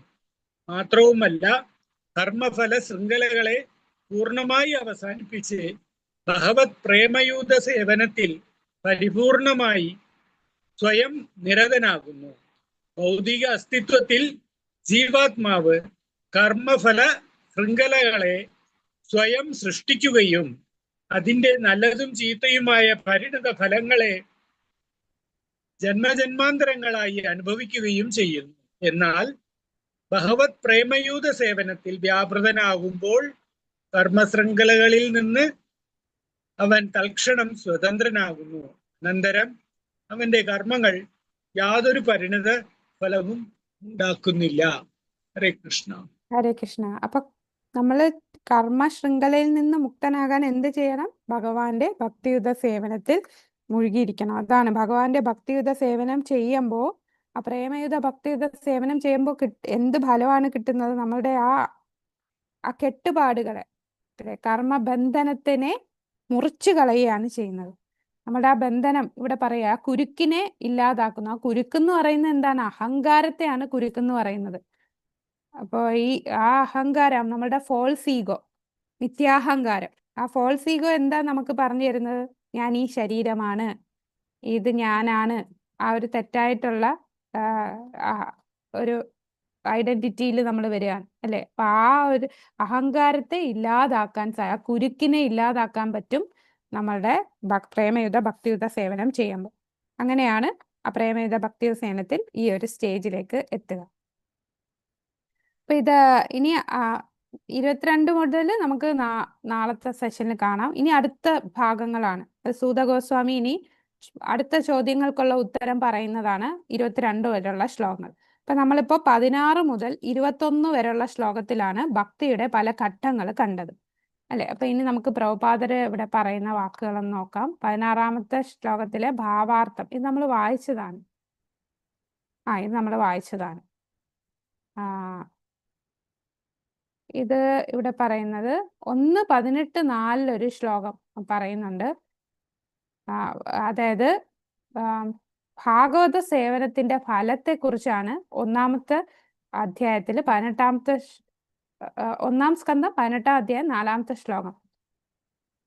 ഇത് ഇപ്രകാരമായത് എന്തുകൊണ്ടെന്നാൽ ആരെയാണോ വേദമന്ത്രങ്ങളാൽ പ്രകീർത്തിക്കുന്നത് ആ പരമദിവ്യോത്തമ പുരുഷനായ ഭഗവാന്റെ സർവാതിശയവും അതീന്ദ്രിയവുമായി ആരൊക്കെ സ്വജീവിതം സമർപ്പിക്കുന്നുവോ, ആരൊക്കെ ഭഗവാന്റെ വിഷയത്തിൽ പാതാരവിന്ദങ്ങളെ സ്മരിക്കുന്നതിൽ സദാ വ്യാപൃതരായിരിക്കുന്നോ അവരൊക്കെ ജീവിതത്തിന്റെ അന്ത്യനിമിഷത്തിൽ ആപത്ത് ക്ഷണിച്ച് വരുത്തുകയില്ല. മരണക്കിടക്കയിൽ പോലും ശ്രീല പ്രഭുപാദർ ശ്രീമദ് ഭാഗവതം ഭാവാർത്ഥം പറയുന്നു. ഇതാണ് നമ്മൾ നേരത്തെ പറഞ്ഞത് അല്ലെ, പ്രഭുപാദർ ട്രാൻസ്ലേഷൻ ചെയ്യുന്നു. അപ്പൊ എപ്പോഴും നമ്മൾ ഭാഗവതമായിട്ടുള്ള സമ്പർക്കം ഉണ്ടാകണം. അങ്ങനെ സമ്പർക്കം ആ വിഷയത്തിൽ തന്നെ സ്മരിച്ച് അതിൽ വ്യാപൃതരായി ഇരിക്കണം. ജീവിതത്തിന്റെ അന്ത്യ നിമിഷത്തിൽ പോലും നമ്മൾ അങ്ങനെ ചെയ്താൽ നമുക്ക് ഒരു ആപത്തും ക്ഷണിച്ചു വരുത്തുകയില്ല. നമ്മൾ അവസാനം ഭഗവാന്റെ സ്മരണയിൽ തന്നെ നമുക്ക് ശരീരം വെടിയാൻ സാധിക്കും. നമ്മൾ പൂർണ്ണമായി ഭാഗവതത്തിൽ തന്നെ മുഴുകിയിരിക്കും. അതുകൊണ്ടാണ് നമ്മൾ നിത്യം എപ്പോഴും ഭാഗവതം വായിക്കാനായിട്ട് പറയുന്നത്. അതിന്റെ ഒരു ഉദാഹരണമാണ് ഇവിടെ കാണിച്ചിരിക്കുന്നത്. പ്രഭുപാദരാണ് നമുക്ക് ഉത്തമ ഉദാഹരണം അല്ലെ. ഭാഗവത ഭാഗവതത്തിൽ നിന്നുള്ള മാർഗനിർദ്ദേശം നമുക്ക് എത്ര കാലം വരെ ആവശ്യമാണ്? ജീവിതത്തിലുടനീളം നമുക്ക് മാർഗനിർദ്ദേശം ആവശ്യമാണ്. വ്യാസദേവന് ഭാഗവതത്തിൽ ശ്രീ നാരദ മുനിയിൽ നിന്നുള്ള മാർഗനിർദ്ദേശം ലഭിച്ചു അല്ലെ? വ്യാസദേവൻ എന്ന് പറഞ്ഞാൽ ഈ ഒരു യുഗത്തിലുള്ള വ്യാസദേവൻ ഭഗവാന്റെ തന്നെ അവതാരം. ഭഗവാൻ തന്നെയാണ് വ്യാസദേവനായിട്ട് വന്നിരിക്കുന്നത്. ഭഗവാന്റെ അവതാരമായിട്ട് വ്യാസദേവൻ വന്നിരിക്കാൻ. ആ വ്യാസദേവൻ പോലും തന്റെ ഗുരുവിൽ നിന്ന് ഭാഗവതം ശ്രവിച്ച് ആണ് അദ്ദേഹം പിന്നീട് ഭാഗവതം എഴുതിയത്. അപ്പൊ വ്യാസദേവൻ പോലും വ്യക്തി ഭാഗവതനായിട്ടുള്ള ശ്രീല നാരദ മഹർഷിയിൽ നിന്ന് മാർഗനിർദ്ദേശം ആവശ്യപ്പെട്ടു. പിന്നെ പരീക്ഷിത് മഹാരാജാവ് തന്റെ ജീവിതത്തിന്റെ അവസാന നിമിഷം വരെ ശ്രീല ശുകദേവ ഗോസ്വാമിയിൽ നിന്നും മാർഗനിർദ്ദേശം തുടരുകയാണ് ചെയ്തത്. അപ്പൊ ബാക്കി ഭാഗം നമുക്ക് അടുത്ത ക്ലാസ്സിൽ കാണാം. അപ്പൊ പെട്ടെന്നൊന്ന് പറയാം. 16 തൊട്ട് 21 വരെയുള്ള ശ്ലോകത്തിൽ നമ്മൾ 9 ഘട്ടങ്ങൾ, ഭക്തിയുടെ 9 ഘട്ടങ്ങൾ, ആ 9 ഘട്ടങ്ങളെ ഇവിടെ നമുക്ക് വിശ്വനാഥ് ചക്രവർത്തി താക്കൂർ 14 ഘട്ടങ്ങളായിട്ടാണ് പറഞ്ഞത് അല്ലെ? അപ്പൊ 14 ഘട്ടങ്ങൾ എല്ലാവരും എഴുതിയല്ലോ. അതിനൊരു ശ്ലോകമുണ്ട്. ആ ശ്ലോകം കൂടെ ഞാൻ കാണിച്ചു തരാം. ഇതാണ് സാരാർത്ഥ ദർശിനി ടീക്ക, ഭാഗവതത്തിന്റെ ഭാവാർത്ഥ എഴുതിയതാണ്. ഇതാണ് സതാംകൃപാ മഹത് സേവാ ശ്രദ്ധ ഗുരുപാദാശ്രയ വചനേഷു സ്പൃഹ ഭക്തിർ അനർത്ഥാപകമസ്തദാ നിഷ്ഠാരുചിരതാസക്തി രതി പ്രേമാദർശനം ഹരേ മാധുര്യാനുഭാവ ഇതി ചതുർദശേ. അതായത് ഈ 14 സ്റ്റെപ്പുകളാണ് 16 തൊട്ട് 21 വരെയുള്ള ശ്രീമദ് ഭാഗവതത്തിന്റെ ശ്ലോകത്തില് പറഞ്ഞിരിക്കുന്നത്. അത് നമ്മളിപ്പോ ആ സ്ലൈഡിൽ കാണിച്ചത് 14 സ്റ്റേജസ്. ഹരേ കൃഷ്ണ. ഇവിടെ എന്തെങ്കിലും ആഡ് ചെയ്യാനുണ്ടോ? എന്തെങ്കിലും സംശയം, എന്തെങ്കിലും ആഡ് ചെയ്യാനുണ്ടെങ്കിൽ പറയാം പ്രഭു. ഹരേ കൃഷ്ണ. നമുക്ക് ക്ലാസ് ഇന്ന് നേരത്തെ തീർന്നു അല്ലേ? ഹരേ കൃഷ്ണ. മാതാജി, വേറെ ഇതിൽ ആഡ് ചെയ്യേണ്ട കാര്യമൊന്നും അത് ഒക്കെ മാതാജിയിൽ തന്നെ വരുന്നതാണ്. നമുക്ക് അത്രത്തോളം അറിവ് കിട്ടിയിട്ടില്ല. പക്ഷെ ഞാൻ ഈ 11ാമത്തെ ക്വസ്റ്റ്യൻ ഇല്ലേ മാതാജി, ഇപ്പം നമ്മൾ ചെയ്തുകൊണ്ടിരിക്കുന്ന 2ാം അധ്യായത്തില് 2ാം അധ്യായം, അതെ. അപ്പൊ എന്താണ് പ്രഭു ക്വസ്റ്റ്യൻ? അത് ശീല പ്രഭുപാദരുടെ ഭാവാർത്ഥത്തില് ഭാഗവതം 1-ാം സ്കന്ധം 2ാം അധ്യായത്തിലെ 16-22 വരെയുള്ള പ്രസ്താവനകൾ, സംസ്കൃത പദങ്ങൾ, വാക്യങ്ങൾ എന്നിവയെ അടിസ്ഥാനമാക്കി ഭക്തിയിലെ പുരോഗതിയുടെ വികാസം വിവരിക്കുക എന്ന് എഴുതിയിട്ടുള്ള ഒരു ക്വസ്റ്റ്യൻ ഉണ്ട്. അതിതാണ് ഇപ്പൊ നമ്മൾ ഇന്നത്തെ ക്ലാസ്സിൽ പഠിച്ചതാണ്. അതെ. അത് ഈ സ്ലൈഡിലുള്ളത് തന്നെ എഴുതാം. ഈ സ്ലൈഡില് 14 പറഞ്ഞിട്ടില്ലേ? ഈ 14 അതാണ് അതിന്റെ ഉത്തരം. സതാംകൃപ. അപ്പൊ അത് മാത്രം എഴുതിയാൽ മതിയോ? അത് മതി, നമുക്കത് മാത്രം മതി. ഈ 14 സ്റ്റേജസ് എന്താണെന്നുള്ളത്. അത് ഓക്കെ. നോക്കുമ്പോ അത് നമ്മളെ ഇതുകൊണ്ട് മനസ്സിലാക്കുമ്പോ ഒരുപാട് വലിയ ആൻസർ ആകുമെന്നുള്ള സംശയം കൊണ്ടാണ് ചോദിക്കുന്നത്. ഇല്ല, അത് ശരിക്കും അത് വലിയ എസ്സേ ആണ്. പക്ഷെ നമുക്ക് പരീക്ഷയ്ക്ക് 2 മാർക്കിനെ ചോദിക്കുള്ളൂ. അത് അറിയേണ്ടിട്ടാണ്. ശരി, അതേ ഉള്ളൂ. മറ്റെടുത്ത് ഇത് ശരിക്കും കോമൺ ആയിട്ടുള്ള ക്വസ്റ്റ്യൻ ബാങ്ക് ആണ്. എല്ലാ ഭക്തി വൈഭവ് ക്ലാസ്സിലും വേറെ എല്ലാ കോൺഗ്രിഗേഷനിലും ഈ ക്വസ്റ്റ്യൻ ആണ്. പക്ഷെ അവിടെ ക്വസ്റ്റ്യൻ എടുത്തതെന്ന് പറഞ്ഞാൽ 2 മാർക്സിന്റെ ഇത്രയും ക്വസ്റ്റ്യൻ, 4 മാർക്കിന്റെ ഇത്രയും ക്വസ്റ്റ്യൻ അങ്ങനെ ചോദിക്കും. അപ്പൊ അവിടെ കുറച്ച് ഡീറ്റെയിൽ ആയിട്ട് നമുക്ക് എഴുതാം. മാതാജി, നമുക്ക് നാളെ ഇതേ സമയം തന്നെയാണോ? അല്ല, 8:30. അപ്പൊ എല്ലാരും സർവീസ് കഴിഞ്ഞിട്ട് വീട്ടിൽ എത്തുമല്ലോ. അതുകൊണ്ടാണ് 8:30 വെക്കാമെന്ന് വിചാരിച്ചത്. കുറച്ച് പേര് ഉണ്ടെങ്കിൽ കുഴപ്പമില്ല, വരാൻ പറ്റാത്തവര് സാരമില്ല, പിന്നീട് യൂട്യൂബിൽ കണ്ടാൽ മതി. അടുത്ത ആഴ്ച അപ്പോ അടുത്ത ശനിയാഴ്ച ശ്ലോക ടെസ്റ്റ് മാത്രമേ കാണുള്ളൂ. ഓക്കെ. അപ്പൊ നാളെ നമ്മൾ 2ാമത്തെ അധ്യായം തീരും കേട്ടോ. 2ാമത്തെ ചാപ്റ്റർ തീരും. രണ്ടാമത്തെ ചാപ്റ്റർ എത്ര ശ്ലോകം ഉണ്ടെന്ന് അറിയില്ല. ഇനി അടുത്ത ശ്ലോക ടെസ്റ്റ് 32 ശ്ലോകമല്ലേ നമ്മള് അല്ല, പഠിക്കാനുള്ള ശ്ലോകങ്ങള് പഠിക്കാൻ 3 ശ്ലോകം തന്നെ ഉള്ളൂ. ഈ ചാപ്റ്ററിൽ 3 ആണല്ലേ?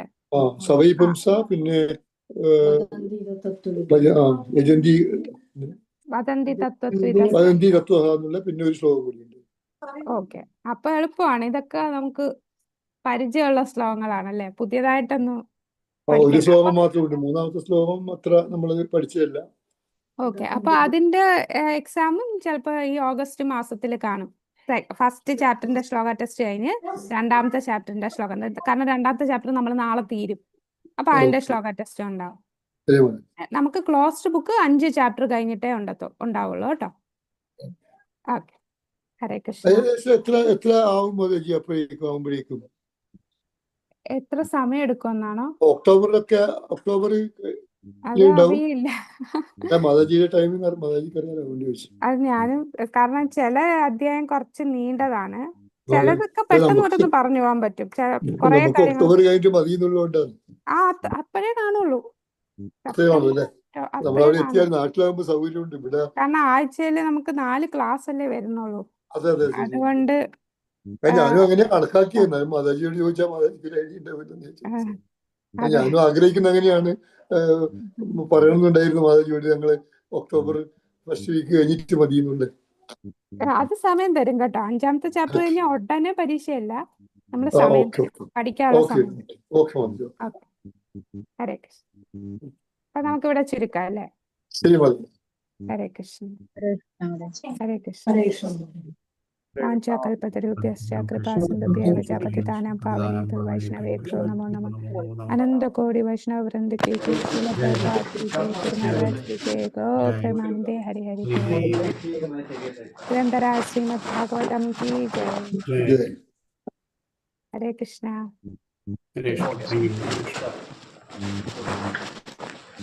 നമ്മുടെ മധുസൂദൻ പ്രഭു